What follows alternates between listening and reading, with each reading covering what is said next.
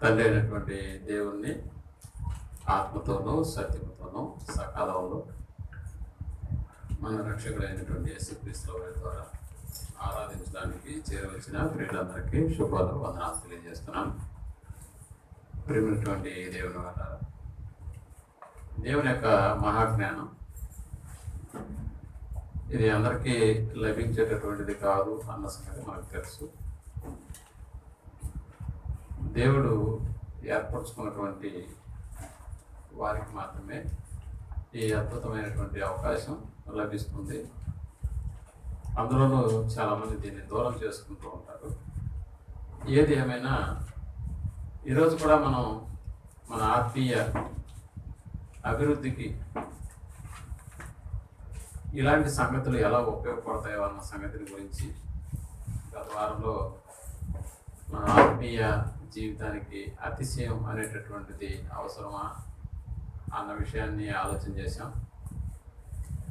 అదే కాలంలో ఈరోజు కూడా ఆత్మీయ అభివృద్ధి ఎలా సాధ్యపడుతుంది అసలు మనకు తెలుసు కదా. శారీరకమైనటువంటి అభివృద్ధి లేకపోతే ఎదుగుదల మన కళ్ళ ముందే జరుగుతుంది కాబట్టి దాన్ని మనం అంచనా వేయవచ్చు.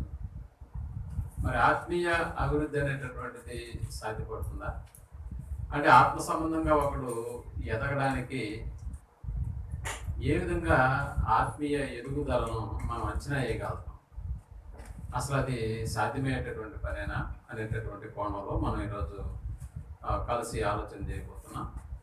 మనకు తెలుసు ప్రియమైనటువంటి దేవుని వల్ల ఎదుగుదల అభివృద్ధి అనేటటువంటిది ప్రతి ఒక్కరు కూడా ఆకాంక్షిస్తారు. అది ప్రతి ఒక్కరి జీవితంలో అది అవసరం. నిజంగా మనకు తెలుసు ప్రపంచంలో ఉన్నటువంటి జీవులు జీవరాశులు 84 కోట్ల జీవరాశులు అనేటటువంటి పదంతో జీవిస్తూ ఉన్నటువంటి వాటిని గురించి మనం ఆలోచన చేస్తున్నప్పుడు ఆ జీవులకు కూడా ఎదుగుదల అనేటటువంటిది ఉంటుందా అంటే వాటి స్థాయిని బట్టి ఎదుగుదల అనేటటువంటిది ఉంటుంది. నిజంగా ఎదుగుదల అనేటటువంటిది సాధారణంగా అది సంభవిస్తుంది కాబట్టి దానికి మనం ప్రత్యేకమైనటువంటి ఏర్పాట్లు ఏమీ చేయాల్సినటువంటి అవసరం లేదు, సహజంగానే వాటిలో ఎదుగుదల అనేటటువంటిది వస్తుంది అని కొంతమంది భావిస్తూ ఉంటారు. ఈ సంగతి మనకు తెలుసు. నిజంగా ఈరోజు మనం ఆలోచించబోయేటటువంటి ఈ ఎదుగుదలకు అంటే ఆత్మీయ ఎదుగుదలకు ఆత్మీయ అభివృద్ధికి సహకరించేటటువంటి అంశాలు ఎలా ఉంటాయి, అసలు అది మన జీవితంలో వాటిని మనం సాధ్యపరచుకొని ఆత్మీయ అభివృద్ధిని మనం సాధించగలుగుతామా అనేటటువంటి విషయాల గురించి మనం ఆలోచించబోతున్నాం. కాబట్టి మీ మనసులన్నీ సిద్ధం చేసుకొని లోక సంబంధమైనటువంటి విషయాలను కొంచెంసేపు పక్కన పెట్టి ఓ గంట సేపు దైవికమైనటువంటి ఆలోచనలను మనం కొనసాగిద్దాం. ఎందుకంటే ఇప్పటి వరకు మనం లోకంలో ఉన్నాం, సమాజంలో ఉన్నాం. ఇప్పుడు సమాజంలో నుంచి సంఘంలోకి వచ్చాం. సంఘంలోకి వచ్చినప్పుడు ఆత్మ సంబంధమైనటువంటి విషయాల మీద మనం దృష్టి ఉంచాలి. అలా లేకపోతే మన ఆత్మీయ అభివృద్ధి సాధ్యపడదు అన్న సంగతి మనకు తెలుసు. అందుకని ప్రియమైనటువంటి వాళ్ళ ఇక్కడ మనకు తెలుసు ఎదుగుదల లేకపోతే అభివృద్ధి అనేటటువంటిది చెట్లలో కావచ్చు, లేకపోతే ప్రాణుల్లో కావచ్చు, లేకపోతే మరి ముఖ్యంగా మనుషులమైనటువంటి మనలో కావచ్చు. సహజంగానే ఎదుగుదల వస్తుంది అని మనం భావించుకుంటూ ఉంటాం. కాబట్టి వాటికి ప్రత్యేకమైనటువంటి ఏర్పాట్లు ఏమీ చేయాల్సినటువంటి అవసరం లేదని కూడా కొన్నిసార్లు మనం భావిస్తూ ఉంటాం. నిజానికి ఎదుగుదల అనేటటువంటిది అనేక రకాలుగా ఉంటుందన్న సంగతి మనకు తెలుసు. ఎదుగుదల అనేటటువంటి ఉదాహరణకి ఓ బిడ్డ పుట్టినప్పుడు మనం ఆలోచించే ఆ బిడ్డ ఎదగాలి అని అంటే మనం ఏమి చేయాల్సిన అవసరం లేదు. బిడ్డ తనకంటూ తానే ఎదిగిపోతాడు లేకపోతే అభివృద్ధిని సాధిస్తాడు అని అనుకుంటే అది చాలా అవివేకం అన్న సంగతి మనకు తెలుసు. అలాగే ఒక రైతు విత్తనం వేసినప్పుడు ఆ విత్తనం వేసినటువంటి ఆ విత్తనం కాస్త మొలకెత్తినప్పుడు ఇక దాని గురించి మనం పట్టించుకోవాల్సినటువంటి అవసరం లేదు అని దానికి కావలసినటువంటి ఏర్పాట్లు ఒకవేళ మనం ఆ రైతు చేయలేకపోతే కొద్ది రోజుకి మొలకెత్తినటువంటి ఆ విత్తనంలోంచి వచ్చినటువంటి చెట్టు కాస్త ఏమైపోతుందంటే చనిపోతుంది. అంటే దాని యొక్క ఎదుగుదలకు అవసరమైనటువంటి ఏర్పాట్లు ఆ రైతు నిజంగా పట్టించుకోకపోతే విత్తనాల ఒడ్లు చల్లేశాడు పొలంలో, 3 రోజుల తర్వాత వచ్చాడు. అవి చిన్న చిన్నగా మొలకెత్తుతూ ఉన్నాయి. మొలకెత్తినటువంటి ఈ విత్తనాలను అమ్మాయి ఇంకా పర్లేదు, మొలకెత్తేసాయి కాబట్టి నేను మళ్ళీ రావాల్సిన అవసరం లేదు, పంట కాలం వచ్చేటప్పుడు వచ్చి ఆ రోజు నేను కోసుకుని ఇంటికి తీసుకెళ్ళిపోతే బాగుంటుంది అని అనుకుంటే నిజంగా అది అతని యొక్క అవివేకం అన్న సంగతి మనకు బాగా తెలుసు. అలాగే మన కుటుంబంలో చిన్న బిడ్డలు పుట్టినప్పుడు నిజంగా ఆ బిడ్డ ఎదుగుదలకు అవసరమైనటువంటి ఏర్పాట్లు మనం కానీ చేయకపోతే ఆ బిడ్డ తనంత తానే ఎలా ఎదగలేడో, అలాగే విత్తనం మొలిచినప్పుడు కూడా దానికి అవసరమైనటువంటి ఏర్పాట్లను ఒక వ్యక్తి లేకపోతే ఆ రైతు తీసుకోకపోతే నిజంగా ఏం జరుగుతుందో అన్న సంగతి కూడా మనకి బాగా తెలుసు. అందుకని పుట్టిన బిడ్డ అందుకు కావలసినటువంటి ఎదుగుదల పాలు అనేటటువంటి పదార్థంతో మనం ప్రారంభించి ఇక ఆ తర్వాత కాలంలో అనేక రకాలైనటువంటి ఆహార పదార్థాలను తినిపించడం ద్వారా శారీరక సంబంధమైనటువంటి అభివృద్ధి ఆ బిడ్డ యొక్క దేహంలో మనకు కనిపిస్తుంది. అంటే ప్రాణం ఉన్నటువంటి ప్రతి జీవికి ఎదుగుదల అనేటటువంటిది సంభవిస్తుందా అంటే ఎదుగుదల అనేటువంటిది సంభవిస్తుంది. కాబట్టి ఎదుగుదల వెనకాల కావలసినటువంటిది ఏ విధంగా ఆ ఎదుగుదలకు సహాయపడుతుంది అని మనం ఆలోచించగలిగితే ఆ ఎదుగుదలకు అవసరమైనటువంటి అంటే అభివృద్ధికి అవసరమైనటువంటి కొన్ని కారకాలు మన మధ్యలోనే ఉంటాయన్న సంగతి మనకు తెలుసు. అంటే ఏం అవసరం, ఒక బిడ్డ ఎదుగుదలకు కావచ్చు, ఒక చెట్టు ఎదుగుదలకు కావచ్చు, లేకపోతే ఒక జంతువు యొక్క ఎదుగుదలకు కావచ్చు, ఒక పక్షుల యొక్క ఎదుగుదలకు కావచ్చు, ఏ పరిస్థితులు ఆ ఎదుగుదలకు ఉపయోగపడతాయని మనం ఆలోచన చేస్తే నిజంగా వాతావరణం అనేటటువంటి దాన్ని మనం దృష్టిలో ఉంచుకున్నప్పుడు వాతావరణం కూడా ఒక వ్యక్తి ఎదుగుదలకు, అలాగే ఒక చెట్టు ఎదుగుదలకు, అలాగే ఒక పక్షి ఎదుగుదలకు, అలాగే ఒక జంతువు యొక్క ఎదుగుదలకు వాతావరణం అందుకు అనుకూలం అవుతుందా అంటే వాతావరణం కూడా అనుకూలం అవుతుంది. అలాగే తినే ఆహార పదార్థాలు అంటే ఇలాంటివి జీవరాశులకు అవసరమా ఎదుగుదల కానీ అంటే అవును, జీవరాశులకు కూడా అది అవసరమే అన్న సంగతి మనకు తెలుసు. ఇక మానవ జీవితాన్ని మనం పరిశీలన చేసినప్పుడు ఉదాహరణకి మనకు తెలుసు, భూమిని గుండ్రంగా చూపించేటటువంటి ఒక గ్లోబు చాలామంది ఎడ్యుకేషన్స్ పర్సన్ లేకపోతే విద్యా సంస్థలో కూడా ఈ గ్లోబ్ అనేటటువంటిది ప్రిన్సిపల్ టేబుల్ మీదనో లేకపోతే ల్యాబ్లోనూ ఇలాంటి ఒక గ్లోబ్ అనేటటువంటిది మనకు దర్శనమిస్తుంది. అంటే ఇందులో ఆ గ్లోబ్లో మనం పరిశీలన చేసినప్పుడు అక్కడ మనకి భూభాగం అనేటటువంటిది ఒక వంతు మాత్రమే, నేలతో నిండినటువంటి భూమి 3 వంతులుగా మనకు కనిపిస్తుంది. పోనీ అలాగని చెప్పి ఒక వంతే కదా భూమి ఉంది, ఆ భూమి నిండా మనుషులు ఉన్నారా అంటే ఆ భూమి నిండా మనుషులు ఎక్కడ మనకు కనపడరు. ఇక్కడ ఒక ఊరు ఉంటే మరొక కొన్ని కిలోమీటర్ల తర్వాత కానీ మరొక ఊరు మనకు కనిపించదు. మీకు తెలుసు బాగా కేరళలో అయితే ఇలాగ ఇంటి పక్కన ఇల్లు అనేటటువంటిది ఉండదు అక్కడ. అంటే నేను చెప్పేది మెయిన్ సిటీస్లో కాదు, కొన్ని ప్రాంతాలకు మనం వెళ్ళినప్పుడు ఆ ఊర్లో ఇల్లులు ఎలా ఉంటాయంటే 1 ఎకరా భూమిలో ఒక ఇల్లు ఉంటుంది. మరొక ఇల్లుని పిలవాలన్నా కూడా మరొక ఇంట్లో వాళ్ళని మనం పలకరించాలన్నా కూడా అంత దూరం నడుచుకుని వెళ్ళి వాళ్ళతో మాట్లాడాలి. ఇక్కడైతే కిటికీ దిగానే ఏంటొదినా ఏం కూర అని మాట్లాడుకోవచ్చు, కానీ అక్కడ అలాంటి పరిస్థితి అయితే ఉండదు. అంటే దీన్ని బట్టి మనకు ఏమర్థం అవుతుందంటే భూభాగం ఒక వంతు ఉన్నా కూడా ఆ భూభాగం నిండా మనుషులు ఉన్నారంటే లేదు. ఎంపిక చేయబడినటువంటి ప్రాంతాల్లో మాత్రమే మనుషులు మనకు కనిపిస్తూ ఉంటారు. ఉదాహరణకి ఈ గ్లోబ్ అనేటటువంటిది గుండ్రంగా ఉంటుంది కదా, అంటే సూర్యునికి దగ్గరగా ఉన్నటువంటి భూమధ్య రేఖ అంటాం కదా, వాటి ప్రాంతాల్లో ఒకవేళ జనసంఖ్య ఎక్కువగా ఉంటే కొంచెం పైకి వెళ్ళి ఆలోచన చేసినప్పుడు అక్కడ -డిగ్రీలో వాతావరణం అనేటటువంటిది మనుషుడు జీవించడానికి అనుకూలంగా ఉండదు. కాబట్టి అలాంటి ప్రాంతాల్లో మనుషుడు జీవించడానికి అనుకూలంగా ఎందుకు లేదు? ఒకవేళ జీవించిన అతని ఎదుగుదలకు అక్కడ ఉన్న వాతావరణం సహకరిస్తుందా అంటే అక్కడ ఉన్న వాతావరణం కూడా సహకరించదు. అక్కడ ఉన్నటువంటి ఆహార పదార్థాలు ఏమన్నా ఆ వ్యక్తి యొక్క ఎదుగుదలకు ఏమన్నా ఉపయోగపడతాయంటే ఉపయోగపడదు. అంటే శీతల ప్రదేశాల్లో మనుషులు బ్రతకడమే చాలా కష్టంగా ఉంటుంది. ఉదాహరణకు ఊటీ లాంటి ప్రాంతాల్లో తీసుకోండి, అలాగే చిరపుంజి అనేటటువంటి ప్రాంతం ఉంది మన దేశంలో, అక్కడ ఎక్కువగా వర్షపాతం అనేటటువంటిది ప్రతిరోజు వర్షం కురుస్తూనే ఉంటుంది. మరి అక్కడ మనుషుడికి తగినటువంటి వాతావరణం అక్కడ ఉంటుందా అంటే ఉండదు. అందుకని ఇక్కడ మనం ఆలోచించగలిగితే నిజంగా ప్రతి ప్రాణి కూడా ఎక్కడైతే జీవించగలుగుతుందో, ఎక్కడైతే జీవించి ఎదగలుగుతుందో అక్కడ మాత్రమే జీవనోపాధిని కలిగించుకోవడానికి ఇష్టపడతాడు. కాబట్టి దానికి అవసరమైనటువంటి వాతావరణాన్ని కూడా మనుషులు ఎంచుకుంటూ ఉంటారు. మనకు తెలుసు కదా, హరప్ప సింధు నాగరికతల గురించి మనకు తెలుసు. మరి ఎందుకయ్యా వాళ్ళు ఆయా ప్రాంతాలకు వచ్చి నివసిస్తూ అక్కడ అభివృద్ధిని సాధిస్తున్నారు అని అంటే, మిగిలినటువంటి ప్రదేశాలు వాళ్ళ అభివృద్ధికి, నేను చెప్పేది అటు శారీరక సంబంధమైన అభివృద్ధి కావచ్చు, అటు వాళ్ళ ఆర్థిక పరిస్థితులను మెరుగుపరుచుకునేటటువంటి అభివృద్ధి కావచ్చు, అది అన్ని ప్రాంతాల్లో ఇది దోహదపడుతుంది. అంటే అన్ని ప్రాంతాలు అందుకు సూటిబుల్గా ఉండవన్న సంగతి మనకు తెలుసు. మీకు తెలుసు కదా, కొల్లేటి సరస్సు, లేకపోతే మనకి సూలూరుపేట దగ్గరలో ఉన్నటువంటి ఓ సరస్సు మనకు తెలుసు, పులికాట్ సరస్సు. అంటే అక్కడ ఎక్కడి నుంచో కొన్ని పక్షులు సముద్రాలను దాటుకుంటూ వచ్చి, ఖండాలను దాటుకుంటూ ఎగురుకుంటూ వచ్చి ఆ ప్రాంతంలోనే ఏం చేస్తాయి అంటే గుడ్లను పెట్టి పొదిగి అవి పిల్లలను చేసుకొని మళ్ళా తనంతటా అయ్యేంత వరకు ఉండి ఆ తర్వాత ఆ పిల్లలతో మళ్ళీ తమ సొంత దేశానికి వెళ్ళిపోతాయి. అంటే కొల్లేటి సరస్సు.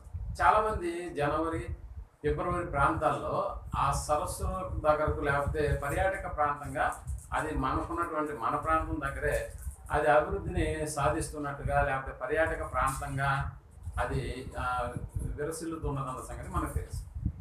అంటే దీని వెనకాల ఏంటి అనేది, ఎక్కడో ఆస్ట్రేలియా దేశం లేకపోతే ప్రపంచ దేశాల్లో ఉన్నటువంటి కొన్ని పక్షులు అక్కడికి మాత్రమే ఎందుకు ఎగురొస్తున్నాయి ఎప్పుడన్నా ఆలోచన చేసామా?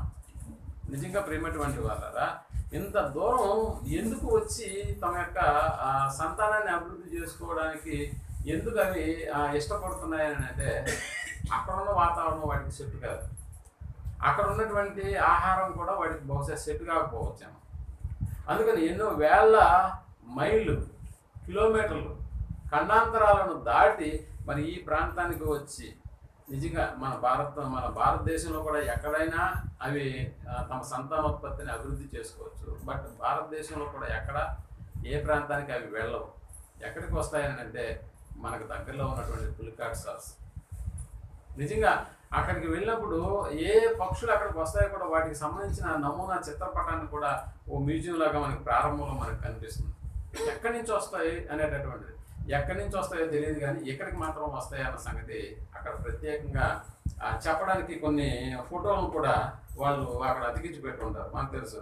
నిజంగా ఆ సరస్సు యొక్క పరిసర ప్రాంతం ఎందుకయ్యా వాటికి అనుకూలంగా ఉంటుంది అని అంటే, నిజంగా అక్కడ ఆ ప్రాంతం అంతా చిత్తడి నేలగా ఉంటుందంట. అది ఎప్పుడు కూడా అటు నీళ్లు ఇటు మట్టితో కలిసినటువంటి ప్రాంతంగా అది ఉంటుందంట. అక్కడ ఆ పక్షులకు గుడ్లు పెట్టి వాటి మీద పొదిగి ఆ తర్వాత పిల్లల్ని కనేటటువంటి ఆ పద్ధతి ప్రపంచంలో ఇంకెక్కడ దొరకదంట అలాంటి వాతావరణం.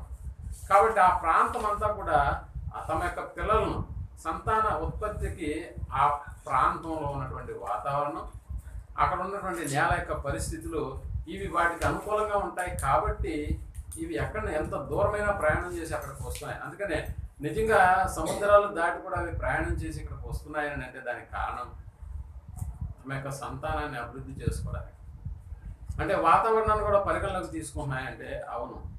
అంటే వాతావరణం చాలా ముఖ్యమైనటువంటిదే.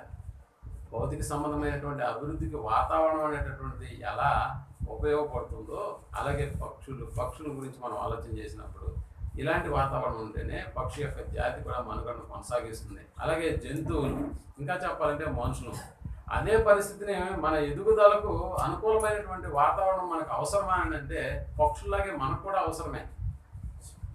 అవసరమే. ఒకవేళ లేకపోతే ఎదుగుదల అనేటటువంటిది లేకపోతే అభివృద్ధి అనేటటువంటిది మనం సాధించగలుగుతామా? భౌతికంగా అంటే భౌతికంగా మనం సాధించలేమన్న సంగతి మనం జ్ఞాపకం పెట్టుకోవాలి. కాబట్టి ఇక్కడ భౌతికమైనటువంటి అభివృద్ధి, భౌతిక సంబంధమైనటువంటి ఎదుగుదల అటు జీవులకు కావచ్చు, ఇటు మనుషులమైనటువంటి మనకు కూడా కావచ్చు. వేటిని బట్టి ఈ అభివృద్ధి అనేటటువంటిది జరుగుతున్నాయంటే మొట్టమొదటిగా వాతావరణం అంటే అనుకూలంగా ఉండాలి, ఆ తర్వాత ఆహారం అనేటటువంటిది కూడా మనకు అందుబాటులో, మనం తినగలిగి జీర్ణం చేసుకునేటటువంటి పరిస్థితులు మనం కలిగి ఉండేటటువంటి ఆహారం కూడా మనకు దొరకాలి. ఆ మధ్య నా స్నేహితుడు ఒకడు మలేషియా ప్రాంతానికి వెళ్ళినప్పుడు చెప్తున్నాడు, సార్ మేము అక్కడికి వెళ్ళినప్పుడు అన్నం తినడానికి ఎంత కష్టపడ్డామో అన్నట్టుగా మాట్లాడాడు. అంటే ఇక్కడ ఉన్నటువంటి ఆహారం అక్కడ ఉండదా అంటే అక్కడ ఉండదు, అక్కడ డిఫరెంట్. అక్కడ ఉన్నటువంటి వాళ్ళు ఇక్కడికి వస్తే వాళ్ళకి దొరికే ఆహారం ఇక్కడ దొరకకపోవచ్చు. అంటే ఇక్కడ భౌతిక సంబంధమైనటువంటి ఎదుగుదలకు అవసరమైనటువంటి పరిస్థితులు, అనగా వాతావరణం, రెండోది ఆహారపు అలవాట్లు. ఆహారం తినిన తర్వాత వ్యాయామం అనేటటువంటిది కూడా మనిషికి చాలా అవసరమా అంటే అవసరమే. ఎందుకంటే మీరు ప్రతి దినము పార్కుల్లో మీరు గమనించండి, వాకర్స్ అనేటటువంటి అసోసియేషన్ కూడా వాళ్ళకు ఉంటుంది. ప్రతి దినం అంటే ఆహారము లేకపోతే వాతావరణం, దాంతోపాటుగా మనుషుడికి ఏం అవసరం అని అంటే వ్యాయామం అనేటటువంటిది కూడా అవసరం. కాబట్టి అక్కడ ప్రతి దినం కూడా చాలామంది నడుస్తూ ఉంటారు, చాలామంది పరిగెత్తుతూ ఉంటారు, చాలామంది ఎక్సర్సైజులు చేస్తూ ఉంటారు. ఇవన్నీ దేనికనంటే భౌతిక సంబంధమైన అభివృద్ధి, అంటే శరీరానికి సంబంధించినటువంటి దేహం ఒక అభివృద్ధిని సాధించాలనేటటువంటి ఉద్దేశంతో ఇవన్నీ కూడా జరిగిస్తూ ఉంటారా అంటే అవును. వీటితో పాటుగా ఉపయోగపడే ఆ ఎదుగుదలకు ఉపయోగపడేటటువంటిది మరొకటి ఏంటని అంటే విశ్రాంతి. సో విశ్రాంతి కూడా అవసరమా అని అంటే తగినంత విశ్రాంతి అనేటటువంటిది అవసరం. అంటే ఇప్పుడు నేను మాట్లాడిందంతా శారీరకమైనటువంటి అభివృద్ధికి అవసరమైనటువంటి సమాచారం మనకు తెలుసు కదా. మరి అలాంటప్పుడు ఆత్మీయ అభివృద్ధి లేకపోతే ఆత్మీయ ఎదుగుదలకు సహాయం చేసేటివి ఏమైనా ఉన్నాయా? అసలు అవి సాధ్యపడేటటువంటి పనేనా? ఆత్మీయ ఎదుగుదల మనకు తెలుసు కదా. అసలు ఆత్మీయ ఎదుగుదల అంటే ఏంటో ముందు మనం అర్థం చేసుకోవాలి. ఆత్మీయ ఎదుగుదల అందుకని బైబిల్లో నికోదేము అనేటటువంటి ఒక పరిచయుడు మనకు తెలుసు. ఆయన రాత్రి వేళ యేసుప్రభుల వారి దగ్గరకు వచ్చి ఇలా అడుగుతున్నాడు. యోహాను సువార్త 3:1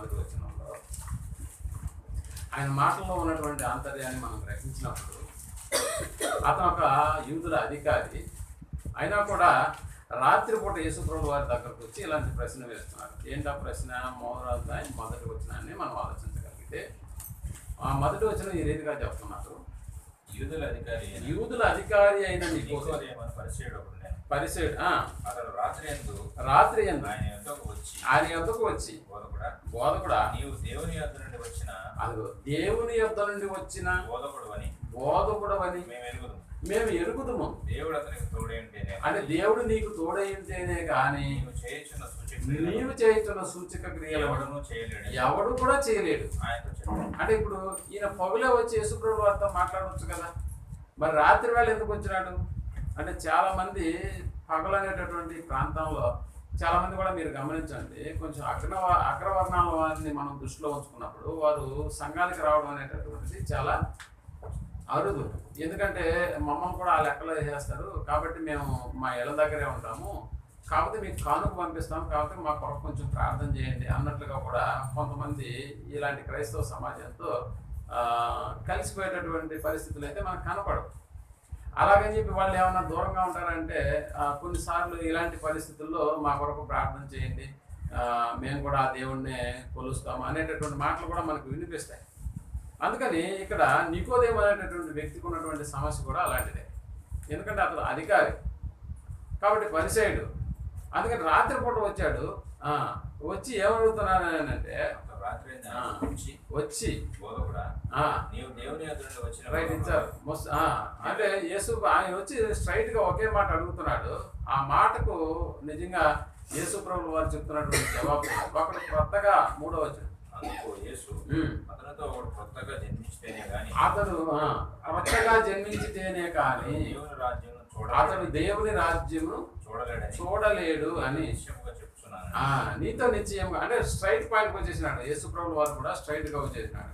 అంటే ఒకడు కొత్తగా జన్మించితేనే కానీ అతడు దేవుని రాజ్యమును చూడలేడు అని నిశ్చయంగా చెప్తున్నాను. అందుకు నికోదేము అన్నాడు. మళ్ళా ముసలివాడైన మనుష్యుడు ఎలాగూ జన్మించగలరు అంటే వీళ్ళ యొక్క డిస్కషన్ లో మనకు కనిపించేది జన్మ అనేటటువంటి పదం మనకు కనిపిస్తుంది.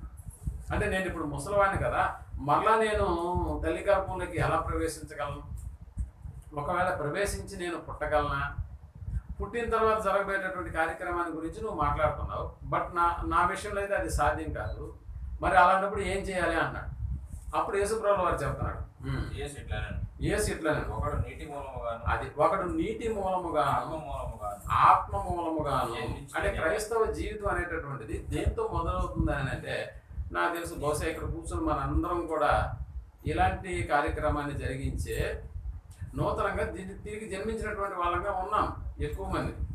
అంటే మనం ఆత్మీయంగా జన్మించామని అంటే అవును ఆత్మీయంగా ఎలా జన్మించాము? అది ఆత్మ మూలముగాను నీటి మూలముగాను జన్మించితేనే గాని దేవుని రాజ్యంలో వాడు ప్రవేశింపలేడు అన్న అంటే క్రైస్తవ జీవితం అనేటటువంటిది అటు నీటి మూలముగా ఆత్మ మూలముగా జన్మించడంతో ఇది ప్రారంభమవుతుంది అన్న సంగతి మనకు బాగా తెలుసు. అంటే ఇక్కడ జన్మ అంటే బాప్తిస్మం పొందడము అన్న పదం మనకు వర్తిస్తుంది. ఇంకా చెప్పాలంటే తీతుకు రాసిన పునర్జన్మ సంబంధమైన స్థానము అన్న పదంతో కూడా దీన్ని వర్ణిస్తాడన్న సంగతి మనకు తెలుసు. అయితే జన్మ వలననే భౌతికంగా జన్మించిన జన్మ వల్లనే ఎదుగుదల అనేటటువంటి ప్రారంభమవుతుందా? ఒక బిడ్డ భౌతికంగా జన్మిస్తేనే ఆ బిడ్డకు భౌతిక సంబంధమైన ఎదుగుదల ప్రారంభమవుతుంది. అలాగే ఇక్కడ ఆత్మ సంబంధంగా జన్మించిన వాళ్ళకు కూడా ఏమి అవసరం అవుతుంది? ఇప్పుడు ఆత్మీయ ఎదుగుదల అంటే ఆత్మ సంబంధంగా జన్మించిన తర్వాత ఇప్పుడు ఆత్మీయంగా కూడా మనుషులు ఏమవ్వాలి? ఎదగాలి. సో అది ఎలా సాధ్యపడుతుంది? ఒకటి భౌతికంగా జన్మించినప్పుడు భౌతిక సంబంధమైనటువంటి ఎదుగుదలను మనం చూస్తూ ఉంటాం. ఇందాక ఒక వ్యక్తి ఫోన్ చేసి సార్ నాకు కుమారుడు పుట్టాడు అని అడిగాడు అని చెప్పాడు. చాలా కంగ్రాచులేషన్స్, తల్లి బిడ్డ క్షేమంగా ఉన్నారా అని అడిగాడు. తల్లి అయితే క్షేమంగా ఉంది, బిడ్డ మాత్రం 1 కేజీ 300 గ్రాములు ఉన్నాడు అని. అంటే సాధారణంగా బిడ్డ పుట్టినప్పుడు 2 నుంచి 2.5 కేజీలు బరువు ఉండాలి. కానీ తన బిడ్డ యొక్క ఎదుగుదల గురించి అతను చెప్తున్నాడు. 1 కేజీ 300 గ్రాములు ఉన్నాడు ఆయన. అంటే 1 కేజీ 300 గ్రాములు అనేటటువంటి ఈ ఎదుగుదల లేకపోతే ఆ బరువు అనేటటువంటిది తండ్రిని లేకపోతే మిగిలినటువంటి బంధువులను సంతోషపెట్టే బరువు కాదు అది. కాబట్టి ఇప్పుడు ఏం చేయాలి? ఆ కేజీ కాస్త పెరగాలి. పెరగడానికి వీళ్ళు పుట్టారు కదా అని చెప్పి తీసుకెళ్ళిపోయారా అంటే కాదు, ఇంటికి తీసుకెళ్ళలేదంట. మరి బిడ్డ ఎక్కడ ఉన్నాడు అని అంటే బిడ్డకు నియోనెటల్ ఐసీయూ అనేటటువంటి ఒక వార్డు ఉంటుంది. అంటే కేర్ యూనిట్ అంటారు దాన్ని. అంటే పుట్టినటువంటి చంటి పిల్లలను తీసుకెళ్ళి మళ్ళా తల్లి గర్భం ఎలా ఉంటుందో అలాంటి పరిస్థితులను కృత్రిమంగా ఏర్పాటు చేసే ఏమంటారు ఇంక్యుబేటర్లో ఆ బిడ్డను ఉంచుతారన్న. అంటే అప్పటి వరకు ఉన్నటువంటి తల్లి గర్భం ఎలా ఉంటుందో అలాగా కొన్ని పరిస్థితులను వీళ్ళు ఏర్పాటు చేస్తారు. అలా ఏర్పాటు చేసేది దేనికని అంటే ఆ బిడ్డకు అవసరమైనటువంటి ఆహారం కావచ్చు, ఆ బిడ్డకు అవసరమైనటువంటి వాతావరణం కావచ్చు, అక్కడ కల్పించడం ద్వారా ఏం జరుగుతుందంటే బిడ్డ ఎదుగుదలకు అవి ఎంతగానో ఉపయోగపడతాయి. పోనీ అలాగని చెప్పి చిన్న బిడ్డ వ్యాయామం చేస్తాడా అని అంటే ఇక్కడ వ్యాయామం అనేటటువంటి చిన్న బిడ్డలో మనం అర్థం చేసుకున్నప్పుడు ఆడు కాళ్ళు చేతులు ఆడించినా కూడా అది ఆడికి ఏమవుతుంది? వ్యాయామం అవుతుంది. మీకు తెలుసు కదా, బిడ్డలు ఒకవేళ ఏడవకుండా కానీ ఉంటే గిల్లి మరీ వాళ్ళని ఏడిపిస్తారు. అంటే ఎందుకు అలా చేయడం? ఏడవడం కూడా బిడ్డకు వ్యాయామం లాంటిది. సో ఇది జరిగించిన తర్వాత మళ్ళీ అతడు నిద్రపోతారా? దాదాపుగా చిన్నపిల్లలు 18 గంటలు నిద్రపోతారు. 18 గంటలు నిద్ర అంటే విశ్రాంతి? అవును. మనం ఆలోచన చేసినట్లుగా ఈ పరిస్థితులన్నీ ఒక భౌతికంగా జన్మించినటువంటి బిడ్డ యొక్క ఎదుగుదలకు ఎలా దోహదపడుతున్నాయో ఇప్పుడు ఆత్మీయంగా ఎదిగినటువంటి ఆ బిడ్డకు అంటే వయసులో అతడు పెద్దవాడై ఉండొచ్చు, బట్ నీటి మూలముగాను ఆత్మ మూలముగాను అంటే ఇక్కడ జన్మ వల్లనే ఎదుగుదల అనేటటువంటిది ప్రారంభమవుతుంది. ఇక్కడ ఆత్మీయంగా జన్మించడం ఏంటంటే వాక్యం ద్వారా, ఎందుకంటే ఆత్మ ద్వారా చెప్పబడినటువంటి లేఖనాలను మనం వినడం ద్వారా, విని దానివల్ల విశ్వాసం ఉంచడం ద్వారా, విశ్వాసం నుంచి మారు మనసు పొందడం ద్వారా ఆ తర్వాత బాప్తిస్మం అనేటటువంటి కార్యక్రమం మనకి ఎంతగానో ఉపయోగపడుతుంది తిరిగి జన్మించడానికి. మరి తిరిగి జన్మించిన తర్వాత ఇక అంతేనా అంటే ఇక అలా కాదనమాట. బాప్తిస్మం ఇచ్చేసాము కాబట్టి ఎవరి దారిలో వెళ్ళిపోవచ్చు అనుకుంటే ఇక బాప్తిసాలతో పనే ఉంది. ఎవరైనా దారిని పోయేవాడైనా కూడా బాబు నన్ను ఇక్కడ తీసుకొచ్చి ముంచేసి వెళ్ళిపోయాను అంటే సరిపోద్ది కదా.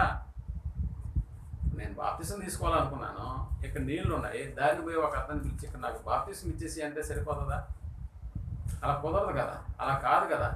సో బాప్తిస్మం అనేటటువంటి ఈ ఆత్మ సంబంధమైనటువంటి ఈ జన్మ జరగాలి అంటే అతడు ముందుగా వాక్యాన్ని వినాలి. అందుకని ఆత్మ మూలముగాను నీటి మూలముగాను అన్న పదం మనకి ఇక్కడ కనిపిస్తుంది. ఒకసారి మనం పేతురు రాసిన మొదటి పత్రిక 1వ అధ్యాయము 22, 23 వచనాలను మనం ఆలోచించగలిగితే, పేతురు రాసిన మొదటి పత్రిక 1వ అధ్యాయము 22, 28. మీరు సత్యమునకు విధేయులవుట చేత మీరు సత్యమునకు విధేయులవుట చేత ఈ మనస్సులను పవిత్రపరచుకునే వారైంది. 22, 23. మీరు క్షయ మీరు క్షయ బీజము నుండి కాక అన్నాడు. మీరు క్షయమైపోయే బీజం నుండి కాక శాశ్వతము జీవము గల అదిగో శాశ్వతమగు జీవము గల దేవుని వాక్య మూలముగా దేని వల్ల అన్నాడు? దేవుని వాక్య మూలముగా అన్నాడు. దేవుని యొక్క వాక్య మూలముగా అక్షయ బీజము నుండి పుట్టింపబడిన వారు అన్న పదం ఉందా? అంటే దేవుని వాక్య మూలముగా అన్నాడు. దేవుని వాక్యము వలన అనగా వాక్యం అనేటటువంటిది మనకు తెలుసు, అది విత్తనం. విత్తువాన్ని కూర్చిన ఉపమానంలో నేల అనేటటువంటిది హృదయంగా ఎలా మనకు అభివర్ణింపబడిందో వాక్యం అనేటటువంటిది కూడా ఒక విత్తనం లాగా మనకు అక్కడ చెప్పబడింది అన్న సంగతి మనకు తెలుసు. అంటే ఇక్కడ హృదయం అనేటటువంటి అనుకూలమైనటువంటి నేలలో వాక్యం అనేటటువంటి విత్తనం పడ్డప్పుడు అక్కడ అది ఫలిస్తుంది అన్న సంగతి మనకు బాగా తెలుసు. అందుకనే వాక్య మూలంగా జన్మించడం అనేటటువంటి కార్యక్రమం, వాక్యం అనేటటువంటిది పరిశుద్ధాత్మ ద్వారా మనకు ఇవ్వబడినటువంటి లేఖన సారాంశాలు అన్న సంగతి మనకు తెలుసు. అందుకనే ఆత్మ మూలంగా జన్మించాలని అంటే పరిశుద్ధాత్మ ద్వారా ఇవ్వబడిన వాక్యం ద్వారా జన్మించడం అనేటటువంటి కార్యక్రమం ఏ మనిషికైనా ఎంతైనా అవసరం అన్న సంగతి మనకు బాగా తెలుసు. కాబట్టి ఒక మనిషి వాక్యాన్ని వింటాడు. ప్రారంభంలో వాక్యాన్ని వినినప్పుడు దాన్ని అతడు విశ్వసిస్తాడు. వినుట వలన విశ్వాసం ఎలాగైతే కలుగుతుందో అంటే వాక్యం అనేటటువంటి దాన్ని వినడం వలన విశ్వసిస్తాడు. విశ్వసించిన దాన్ని ప్రకారంగా అతడు తన మనస్సును మార్చుకుంటాడు. మనసును మార్చుకునే దాని ప్రకారం తన నోటితో ఒప్పుకుంటాడు. ఒప్పుకునే దాని ప్రకారం ఏం చేస్తాడు? బాప్తిస్మం అనేటటువంటి కార్యక్రమం, అంటే తిరిగి జన్మ అనేటటువంటి ఈ కార్యక్రమము తల్లి గర్భం ద్వారా జరిగించే ప్రక్రియనా ఇది? అంటే కాదు. ఎందుకంటే ఇది కంప్లీట్గా ఆత్మ సంబంధమైనటువంటి పుట్టుకను ఉద్దేశించి చెప్పబడినటువంటి మాటలే తప్ప ముసలివాడైన మరొకడు మళ్ళా తల్లి గర్భంలోకి ప్రవేశించి ఎలా జన్మింపగలడు అని అడిగినటువంటి నికోదేము మాటలకు ఆ జన్మ అలా జరగదు, ఎలా జరుగుతుందని ఇక్కడ యేసుప్రభువు వారు ఒక్క నుంచి చెప్తున్నటువంటి మాట మనకు కనిపిస్తుంది. కాబట్టి భౌతిక జన్మల గురించి మనకు బాగా తెలుసు. మరి ఆత్మ సంబంధమైనటువంటి జన్మ, దాని పరిస్థితి, దాని యొక్క ఎదుగుదల, దాని యొక్క అభివృద్ధి ఎలా ఉంటుంది, దీన్ని మనం ఆలోచన చేయాలి. నిజంగా రైతులు కూడా మంచి ఎండాకాలంలో అంటే అందరూ విత్తనాలు వేసే సమయంలో ఇతని దగ్గర డబ్బులు ఉండవు అనుకున్నాం కొంచెం. సో అందరూ విత్తనాలు వేసేసినారు, వాళ్ళ పంటలు బాగా పండుతున్నాయి. ఇప్పుడు ఇతనికి డబ్బులు వచ్చాయి. పోనీ ఇప్పుడు వేస్తే విత్తనాలన్నీ మళ్ళీ ములుస్తాయా అంటే అప్పటికి కాస్త ఎండాకాలం కూడా వచ్చేస్తుంటుంది. అందరూ కోతలు కోసే సమయానికి ఇతడు నాట్లు వేస్తున్నాడు అనుకో, పరిస్థితి అనుకూలంగా ఉంటుందా? వాతావరణం అనుకూలిస్తుందా? లేదు లేదు. మంచి ఎండాకాలంలో ఎవరైనా విత్తనాలు వేస్తారా? మీరు కూడా అప్పుడప్పుడు చూడండి, బస్టాండ్ దగ్గర కొన్ని మొలకలను తీసుకొచ్చి అమ్ముతూ ఉంటారు. అంటే బాగా పెరిగినటువంటి కొన్ని చామంతి చెట్లు లేకపోతే బంతి చెట్లు ఈ నారు తీసుకొచ్చి అమ్ముతూ ఉంటారు. మరి ఇప్పుడు వెళ్ళి చూస్తే మనకి ఆ నారు అవి కనిపిస్తుందా? ఎందుకు కనపడదు? అంటే వాతావరణం దానికి అనుకూలంగా ఉండదు అన్న సంగతి మనకు బాగా తెలుసు. అంటే వాతావరణం అనేటటువంటిది ఒక మొక్క ఎదుగుదలకు అది ఉపయోగపడుతుందా అంటే ఖచ్చితంగా ఉపయోగపడుతుంది అన్న సంగతి మనకు తెలుసు. అందుకని చెట్లు కూడా వర్షాకాలంలోనే ఎందుకు నాటుతారు, వర్షాకాలంలోనే విత్తనాలు ఎందుకు వేస్తారు మనకు తెలుసు. కొన్ని చెట్లు పెరగాలని అంటే వాటికి ఇండోర్ ప్లాంట్స్ అని కొన్ని కట్టి పెట్టే ఉంటారు. అంటే సూర్యరశ్మి కూడా తగలాలి, కానీ అంత గట్టిగా తగలకూడదు. అలా తగిలితే ఏమైపోతాయంటే చిన్నప్పుడే కొన్ని మొక్కలు ఏమైపోతాయంటే చనిపోతాయి. కాబట్టి ఇండోర్ ప్లాంట్స్ అనేటటువంటివి కూడా ఇలాంటి ఇల్లులాగానే వేసేసి కొన్ని పెంచుతూ ఉంటారన్న సంగతి మనకు తెలుసు. కొన్ని అవుట్డోర్ ప్లాంట్స్ ఉంటాయా? ఉంటాయి. ఇండోర్ ప్లాంట్స్ అనేటివి చిన్నవి. అలాగే అవుట్డోర్ అంటే ఓ తాడి చెట్టు లేకపోతే ఒక టెంకాయ చెట్టు అనేటటువంటిది ఇండోర్లో పెంచుతారంటే కొంతవరకే పెంచుతారు. ఆ తర్వాత వాటిని తీసుకొచ్చి మళ్ళీ బయట వాటిని నాటుతారు. అవి చాలా పొడుగ్గా తయారైపోతాయి. ఆ తర్వాత మంచి ఫలితాలను మనకి ఇస్తాయన్న సంగతి మనకు తెలుసు. అందుకనే మనం పీల్చేటటువంటి గాలి నిజంగా మనకు అనుకూలంగా ఉంటేనే కూడా కొన్నిసార్లు మనకి ఆరోగ్యాలు కూడా కొన్ని కుదురు పడుతూ ఉంటాయి.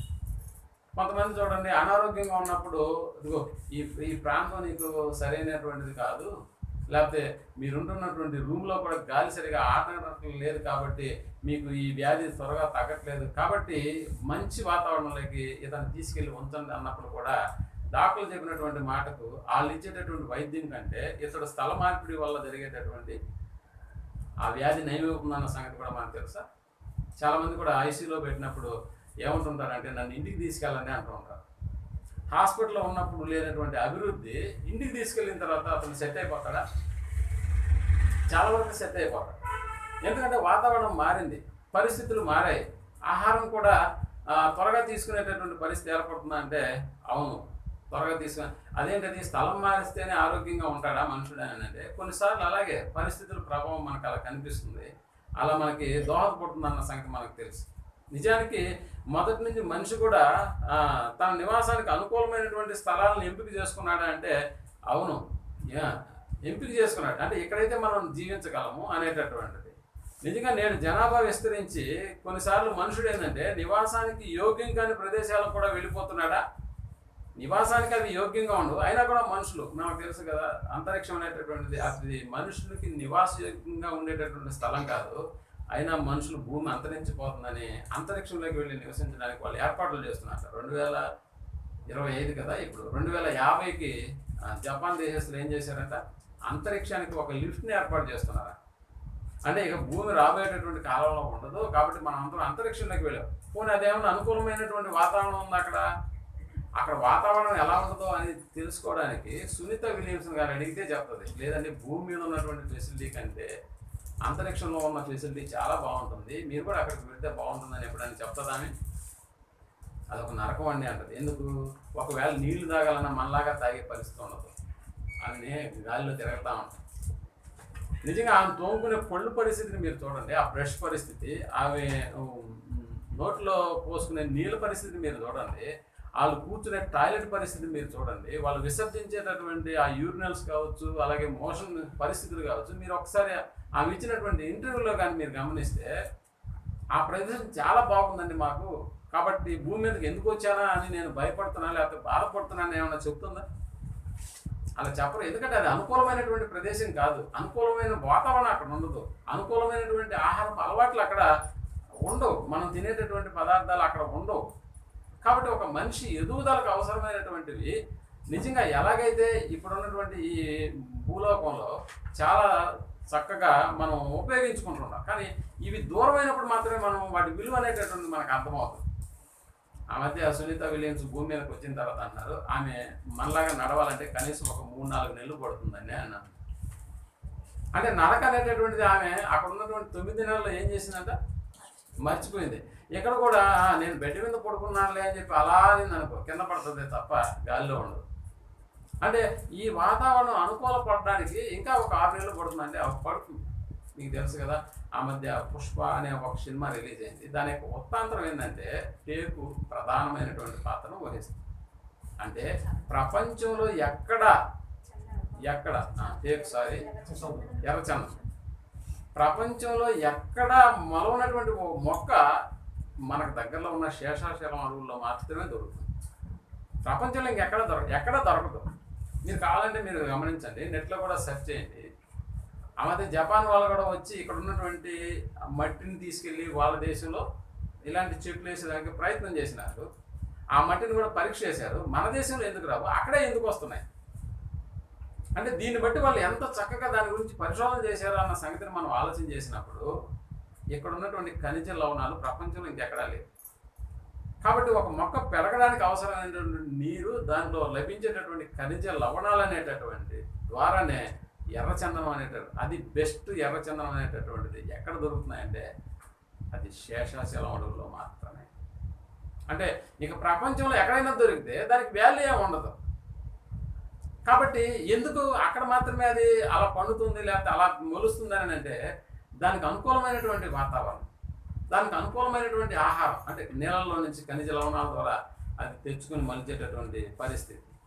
ఇక అలా కొన్ని ప్రాంతాల్లో కొన్ని మొక్కల యొక్క ఎదుగుదల వాటి మీద ఆధారపడి ఉంటున్న సంగతి మనకు తెలుసు కదా. కుంకుమ పువ్వు అనేటటువంటిది కూడా కాశ్మీర్లో లభించే కుంకుమ పువ్వుకు ప్రపంచవ్యాప్తంగా చాలా విలువ కలిగినటువంటి కుంకుమ పువ్వు. మరి మిగతా వాటిలో దొరికేటటువంటిది అంత ప్రధానమైనటువంటిదిగా పరిగణించబడదు. ఎందుకంటే ఆ ప్రాంతంలో పండేటటువంటి ఆ కుంకుమ పువ్వే చాలా గొప్పగా విలువైందిగా ప్రపంచం గుర్తించింది. కారణం అక్కడ వాతావరణం వేరు, అక్కడ ఉన్న పరిస్థితులు వేరు. మరి మిగతా ప్రదేశాల్లో అలా ఉండదా అంటే అలా ఉండదు అన్న సంగతి మనకు తెలుసు. మీరు అప్పుడప్పుడు మీరు గమనించండి, ఏనుగులు కూడా ఒకే ప్రాంతంలో జీవిస్తాయి, ఒకే ప్రాంతంలో జీవిస్తాయి. అలాగే పులులు, వాటి ప్రాంతం కూడా ప్రత్యేకమైనదిగా మనకి ఉంటుంది. అలాగే పక్షులు, ఇంకా చెప్పాలంటే మన మధ్య తిరిగేటటువంటి కోతులు ఉన్నాయే, కోతులు. ఆ మధ్య ఒక రైతు అంటున్నాడు, సార్ మీ ఊర్లో పెద్దగా కోతులు ఉండవా అంటే, కోతులు పెద్దగా ఉండవు అంటే, మా ఊర్లో కోతులు ఉంటాయి, మేము ఏ పంట వేసినా కూడా అవి ఏం చేస్తాయంటే వచ్చి ఒక్కసారిగా వాటిని ధ్వంసం చేసేస్తాయి. అంటే కోతులు కూడా ఒక ప్రత్యేకమైన వాతావరణం, ఒక ప్రత్యేకమైనటువంటి స్థలాల్లోనే వాటి యొక్క మనుగడ కొనసాగిస్తూ ఉంటాయా? అవును. అవి అక్కడి నుంచి రావా బయటికి? ఎప్పుడో ఒకసారి కానీ వస్తాయి, మళ్ళీ వాటి ప్రదేశాలకు ఏమైపోతాయి, మళ్ళీ వెళ్ళిపోతాయి. అంటే వాటికి అనుకూలంగా ఉండదా? వాటికి అనుకూలంగా ఉండదు. అలాగే మన ఆత్మీయ ఎదుగుదల అనేటటువంటిది మరి ఎలా సాధ్యపడుతుందని అంటే, ఒక ప్రత్యేకమైనటువంటి వాతావరణం మన ఆత్మీయ ఎదుగుదలకు అవసరమా అంటే ఖచ్చితంగా అవసరం. ఎందుకు? ఒక భౌతిక సంబంధమైనటువంటి ఎదుగుదలను గురించే మనం ఎంతగా ఆస్వాదిస్తున్నాం, ఎంతగా ఆలోచన చేస్తున్నాం, ఎంతగా పరిశీలన చేస్తున్నాం.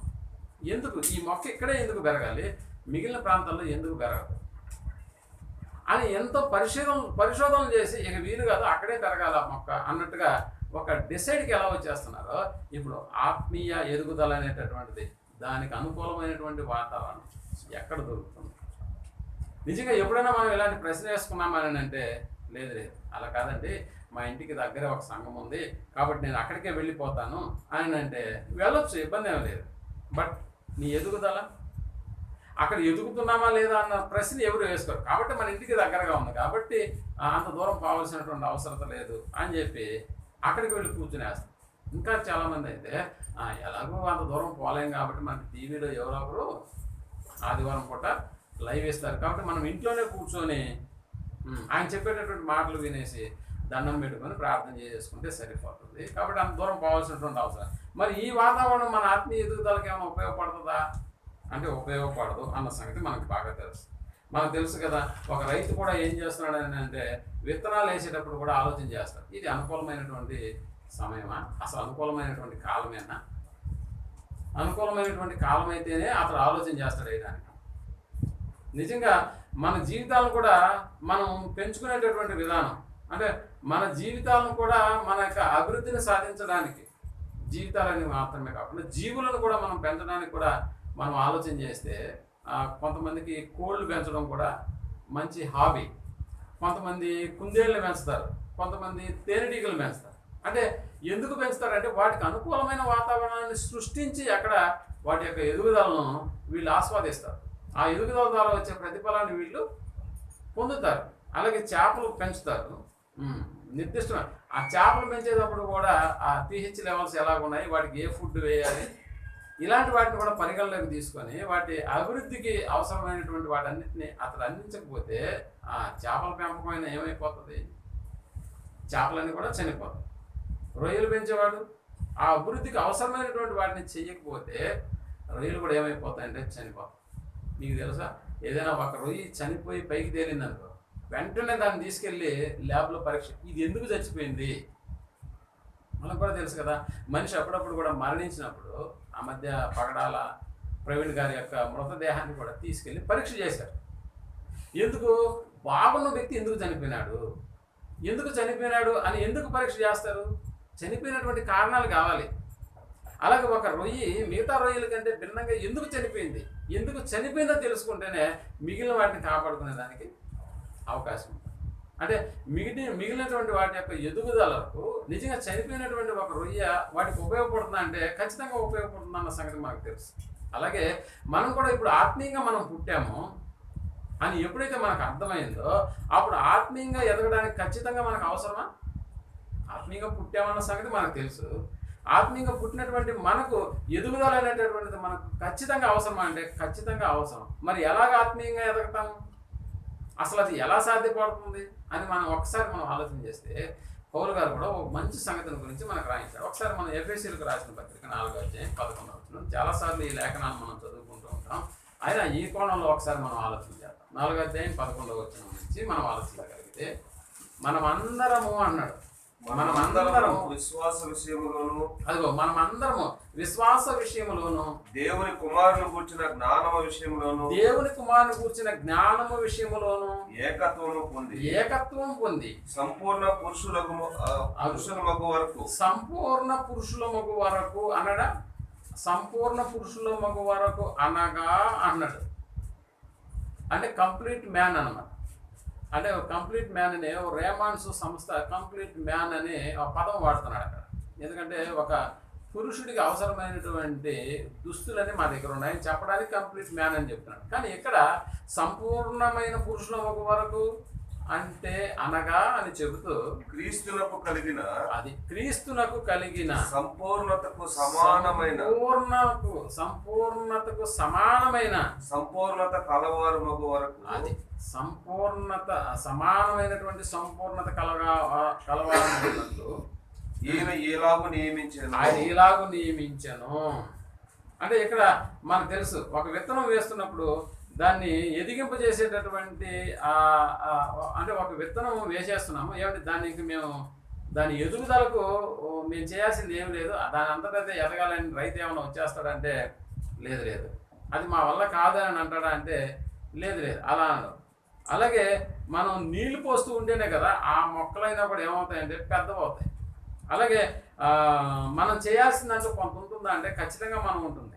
బిడ్డ పుట్టినప్పుడు కూడా చూడండి, ఏమైనా బిడ్డ ఎదుగుదలకు అమ్మో ఇది మా వల్ల కాదు మేమేం చేయలేము అని ఆ తల్లిదండ్రులు అన్నారనుకోండి, సాధ్యపడుతుందా ఆ ఎదుగుదలకు? ఆ బిడ్డ అలా చేయలేకపోతే ఇక ఆ బిడ్డను మనం ఏం చేసుకున్నట్టు అవుతాం అంటే దూరం చేసుకున్న వాళ్ళమే అవుతాం. అంటే మా వల్ల కాదు, ఆ బిడ్డ ఎదుగుదలకు మేమేం చేయలేము అని తల్లిదండ్రులు ఏమన్నా తమ పనుల్లో నియమంగా బిడ్డను పట్టించుకోలేదు అనుకోండి. సో ఆ బిడ్డ ఎదుగుదలకు ఇది వీలవుతుందా అంటే వీలు కాదు. అలాగే ప్రతి విత్తనం ప్రతి బిడ్డ ఎదగగలడు. అలాగే ఆత్మీయంగా పుట్టినటువంటి ప్రతి ఒక్కరు కూడా క్రీస్తులాగా ఎదగాలి అన్నటువంటి విషయాన్ని ఇక్కడ చెప్తాను. అంటే ఇది క్రీస్తులాగా ఎదగాలని అంటే ఏమంటే ఈ మాట చెప్పింది ఇది పాస్టర్ల వరకేను మాకు కాదు అని అంటామా? అలా కాదు కదా, ఇది పాస్టర్లకు మాత్రమే కాదు. ఎందుకంటే పాస్టర్లకు ప్రత్యేకమైనటువంటి అవయవాలు ఏమి ఉండవు. అలాగే విశ్వాసులకు కూడా ప్రత్యేకమైనటువంటి జీవన విధానం ఏమి ఉండదు. అంతా ఒకే రీతిగా ఉంటుందన్న సంగతి మనకు తెలుసు. కాబట్టి ఈ ఎదుగుదల అనేటటువంటిది అందరికీ వర్తిస్తుందన్న సంగతి మనకి బాగా తెలుసు. కాబట్టి ఎదుగుదలకు ఏమేమి అవసరం అవుతున్నాయని ఆలోచించి దాని ప్రకారం మనం ఏం చేయాలంటే దానికి సంబంధించినటువంటి వాటిని అక్కడ సెట్ చేసుకోవాలి. మనం బాగా చూడండి, మన చుట్టూ ఉన్నటువంటి నలుగురు బాగా ఎదుగుతున్నారు అనుకోండి, అప్పుడు మనం కూడా అందులో ఉండి ఎదగగలం. మన చుట్టూ ఉన్న నలుగురు బాగా ఎదగకుండా ఉన్నట్టన్ని అమ్మేసుకుంటూ అప్పులు పాలవుతున్నారు అనుకోండి, అప్పుడు మన పరిస్థితి కూడా అలాగనే ఉంటుందా? ఖచ్చితంగా అలాగనే ఉంటుంది. అందుకని ప్రియమైనటువంటి వాళ్ళరా, ఎక్కడైతే లోటు ఉంటుందో దాన్ని మనం పరీక్షణ చేస్తూ ఉంటాం. అందుకనే మనం ఎప్పటికప్పుడు ఏం చేస్తున్నామంటే పరిశీలన చేసుకోకుండా ఏదోలే అందరిలాగే మనకు కూడా అన్నట్టుగా. కానీ ఇక్కడ 11వ వచనంలో చెప్తున్నాడు, మనమందరము విశ్వాస విషయములో అన్నాడు. విశ్వాస విషయంలో ఎలా ఉన్నాడంట? మనమందరము విశ్వాస విషయములోను దేవుని కుమారుని కూర్చిన జ్ఞాన విషయములోను ఎలా ఉండాలి? ఏకత్వము అన్నాడు. అంటే యేసు ప్రభు వారికి సమానమైనటువంటి ఎదుగుదల ఇది సాధ్యమవ్వాలి అని తండ్రి అయినటువంటి దేవుడు కోరుకుంటున్నాడు. అందుకని ఈ ఎదుగుదల మీకు అవసరం కాబట్టి అందుకని ఆయన చెబుతూ పరిశుద్ధులు సంపూర్ణులగునట్లు క్రీస్తు శరీరము క్షేమాభివృద్ధి చెందుటకును పరిచర్య ధర్మము జరుగుటకును ఆయన కొందరిని అపోస్తలులు గాను కొందరిని ప్రవక్తలను గాను కొందరిని సువార్తికులు గాను కొందరిని కాపరులను గాను ఉపదేశకులు గాను ఏం చేశాడంట? నియమించాడు. అంటే సంఘం కూడా ఇక్కడ క్షేమాభివృద్ధి జరగాలి, అంటే అభివృద్ధి జరగాలి. ఏ విషయంలో అభివృద్ధి జరగాలి? ఆత్మ సంబంధమైనటువంటి విధానాల్లో అభివృద్ధిని సాగాలి, అభివృద్ధి జరిగించాలి. కానీ ఇక్కడ ఏం జరుగుతుందని అంటే మనుషులు మనము అందువలన మనం ఇక మీద 14 వచ్చి మనం ఇక మీదట పసిపిల్లలమై ఉండి మనుషుల మాయోపాయముల చేత. అది ఇక్కడ దేవుడు ఏం కోరుకుంటున్నాడంటే ఇది ఆత్మీయంగా జన్మించినటువంటి ప్రతి ఒక్కరు కూడా ఎదుగుదల రావాలి. కానీ ఇక్కడ ఎదుగుదల వస్తుందా? లేదు. పసిపిల్లలాగే ఉండిపోతున్నామా? మీరు అనుకోవచ్చు పసిపిల్లలే కదండి దేవుని రాజ్యము, అందుకని మేము ఇంకా పసిపిల్లల్లాగే ఉన్నామని అంటామా? అలా అనడానికి వీల్లేదు కదా. పసిపిల్లలు, అందుకని ఇక్కడ పసిపిల్లవాడుగా ఉంటే నీకు ఐస్ ఇచ్చి కూడా నేను తీసుకెళ్ళి వేరే దేశాలకు అమ్మేస్తాడు. ఇదిగో ఐస్ అనగానే వచ్చేస్తాం కదా. అలా కాదనమాట ఇక్కడ చెప్తున్నటువంటి మాటను మనం బాగా అర్థం చేసుకుంటే, అందువల్ల ఇక మీదట మనం పసిపిల్లలమైంది మనుషుల మాయోపాయముల చేత వంచనతోనూ తప్పు మార్గమునకు లాగు కుయుక్తితోనూ గాలికి కొట్టుకొని పోవునట్లు కల్పింపబడిన ప్రతి ఉపదేశమునకు ఇటు అటు కొట్టుకొని పోవచ్చు అలల చేత ఎగరగొట్టబడ వారమైనట్లు ఉండక ప్రేమ కలిగి సత్యము చెప్పుచు క్రీస్తు వలె ఉండుటకు మనం అన్ని విషయములలో అన్నాడు. అన్ని విషయములలో ఏమవ్వాలంట? ఎదుగుదుము అన్న. అన్ని విషయాల్లో ఎదగాల. అవును, క్రొత్తగా జన్మించాలి. క్రొత్తగా జన్మించడం అంటే మనకు తెలుసు, బాప్తిసం పొందడం. బాప్తిసం పొందేశాము, క్రొత్తగా జన్మించేసాము అని చెప్పేసి ఇదిగో మీకు వాక్యాలు చెప్పేశాము, మీరు విన్నారు, మీరు విశ్వసించారు, మారుమనసు పొందారు, నోటితో ఒప్పుకున్నారు, కాబట్టి మీకు ఏం చేస్తున్నాం? బాప్తిసం ఇచ్చేస్తున్నాం. అంటే సరిపోతుందా? అలా బాప్తిసం ఇచ్చేస్తే సరిపోతుందా? అంటే ఒక బిడ్డ జన్మించిన తర్వాత ఆయన గాలికి వానకి వదిలేస్తే, మీకు తెలుసు కదా, అప్పుడప్పుడు బిడ్డలు కానీ కొంతమంది ఏం చేస్తుంటారంటే చెట్లలో పొదల్లో వేసేసి వెళ్ళిపోతూ ఉంటారు. ఆ ఎదుగుదల ఆ బిడ్డకు ఉపయోగపడుతుందా అలా చేస్తే? లేదు. అంటే ఒక చక్కటి వాతావరణం అనేటటువంటిది కల్పింపబడాలి. అంటే మాకు ఈ బిడ్డ అవసరం లేదనుకునేటటువంటి వాళ్ళే ఆ బిడ్డను వదిలేసి వెళ్ళిపోతూ ఉంటారు. ఎవరో ఒకరు మళ్ళీ ఆ బిడ్డను చేరదీసి ఏం చేస్తారంటే ఆ ఎదుగుదలకు అవసరమైనటువంటి వాతావరణాన్ని, ఆహారం, వీటన్నిటిని కూడా కల్పిస్తారన్న సంగతి మాకు తెలుసు. అందుకనే అనేకులు ఇంకా ఆత్మీయంగా మేము పసివారిలాగే ఉన్నాము, ఇలా ఉండకూడదు అనేటటువంటి వారిని గురించి మనం ఆలోచించగలిగితే, దేవుడు కూడా మన విషయంలో ఏం కోరుకుంటున్నాడని అంటే, భౌతికంగా ఒక వ్యక్తి ఎలా ఎదుగుదలను ఆస్వాదిస్తున్నాడో, ఎదుగుదల అనేటటువంటి భౌతికంగా ఆ మనిషికి ఎంత అవసరమో అని మనుషులుగా మనం ఆలోచన చేస్తే, తండ్రి అయినటువంటి దేవుడు కూడా నూతనంగా తిరిగి జన్మించినటువంటి ప్రతి ఒక్కరూ కూడా ఆత్మ సంబంధమైనటువంటి అభివృద్ధిని పొందాలి. ఆ అభివృద్ధి ఎలా సాధ్యమవుతుంది? నిజంగా ఎలా సాధ్యమవుతుంది? అందుకనే మనల్ని ఎప్పుడు కూడా ఆ ఎదుగుదలకు ఆటంకపరిచేటటువంటి వాటిని గురించి కూడా మనం ఎప్పుడైనా ఆలోచన చేస్తున్నామంటే, లేదు, అందరిలాగానే ఏమైపోతున్నామంటే అందరిలాగానే ఆదివారం వస్తున్నాం, వాక్యాలు వింటున్నాం, ఏదో తెచ్చుకున్నటువంటి డబ్బులు చందా ఇచ్చేస్తా ఉన్నాం, అంతా అయిపోయిన తర్వాత వందనాలు బెదరాన్ని వేస్తున్నాం, ఆ తర్వాత మళ్ళీ వెళ్ళిపోతాం. మళ్ళీ ఇప్పుడు కలుస్తాం ఎంతమందిని? మళ్ళీ ఆదివారం తప్పితే కానీ ఎంతమంది మన గ్యాదర్గా. మరి మధ్యలో జరిగేటటువంటి వాక్యపు విశేషాలు, సందర్భాల గురించి ఏమోనండి, మాకు ఇంతవరకు చాలు, ఆత్మీయంగా అందరి పరిస్థితి అక్కడే ఆగిపోయింది, మనలో ఆత్మీయంగా ఎదుగుదల అనేటటువంటిది ఎందుకు కనిపించట్లేదని అంటే, భౌతికంగా ఎదగాలని అంటే మనకి ఖచ్చితంగా మంచి వాతావరణం కావాలి, ఖచ్చితంగా మంచి ఆహారం కావాలి, ఖచ్చితంగా వ్యాయామం కావాలి, ఇంకా చెప్పాలంటే మంచి విశ్రాంతి కూడా మనకు అవసరం. అంటే అన్ని సమయాల్లో ఇవన్నీ దొరికితేనే ఒక వ్యక్తి యొక్క ఎదుగుదల అనేటటువంటిది, భౌతిక సంబంధమైనటువంటి ఎదుగుదల అనేటటువంటిది, ఇవన్నీ ఉపయోగపడతాయి. నిజంగా మీరు ఆలోచన చేస్తే, ఒకే ఊర్లో ఇద్దరు ఉన్నారనుకోండి, ఒకే ఊర్లో ఇద్దరుండి ఒకరికేమో దేహ దారుఢ్యం అనేటటువంటిది, మంచి బరువులు ఎత్తగలుగుతాడు, ఇంకా చాలా స్పష్టంగా పనులు చేయగలుగుతాడు. మరి అదే ఊర్లో పెరిగినటువంటి మరొక వ్యక్తి, అరే నువ్వింత లావుగా ఎలా అయ్యావు, ఇంత దేహ దారుఢ్యం నీకు ఎలా వచ్చింది, మన ఇద్దరిది ఒకే ఊరు కదా, కాబట్టి ఇద్దరం అలాగనే ఉంటే బాగుండాలి కదా అని అనుకుంటే అది సాధ్యమవుతుందా? అలా తన యొక్క దేహ దారుఢ్యాన్ని పెంచుకోవడానికి అతను ఏం చేశాడో అన్న సంగతి ఇంకొకటి చేయలేకపోయినాడు.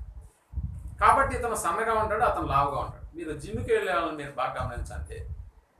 జిమ్కి వెళ్ళేటటువంటి వాళ్ళు ఎలా ఉంటారో మీకు తెలుసు, జిమ్ ఎలా చేస్తున్నారో చూడాలనుకుని వచ్చేవాడు ఎలా ఉంటాడో నీకు బాగా తెలుసు. ఆడికి తేడా ఉంటుందా అని అంటే ఖచ్చితంగా ఉంటుంది. ఎందుకంటే నువ్వు చూసేవాడు, ఆడు చేసేవాడు అనమాట. సో చేసేవాడికి చూసేవాడికి ఎంత తేడా ఉంటుందో. ఇద్దరిదే ఒకే ఊరు అయి ఉండొచ్చు, ఇద్దరు ఒకే క్లాస్మేట్స్ కూడా అయి ఉండొచ్చు. అంత మాత్రం చేత ఇద్దరు ఎదుగుదల ఒకేలాగా ఉంటుందా? అంటే ఉండదు.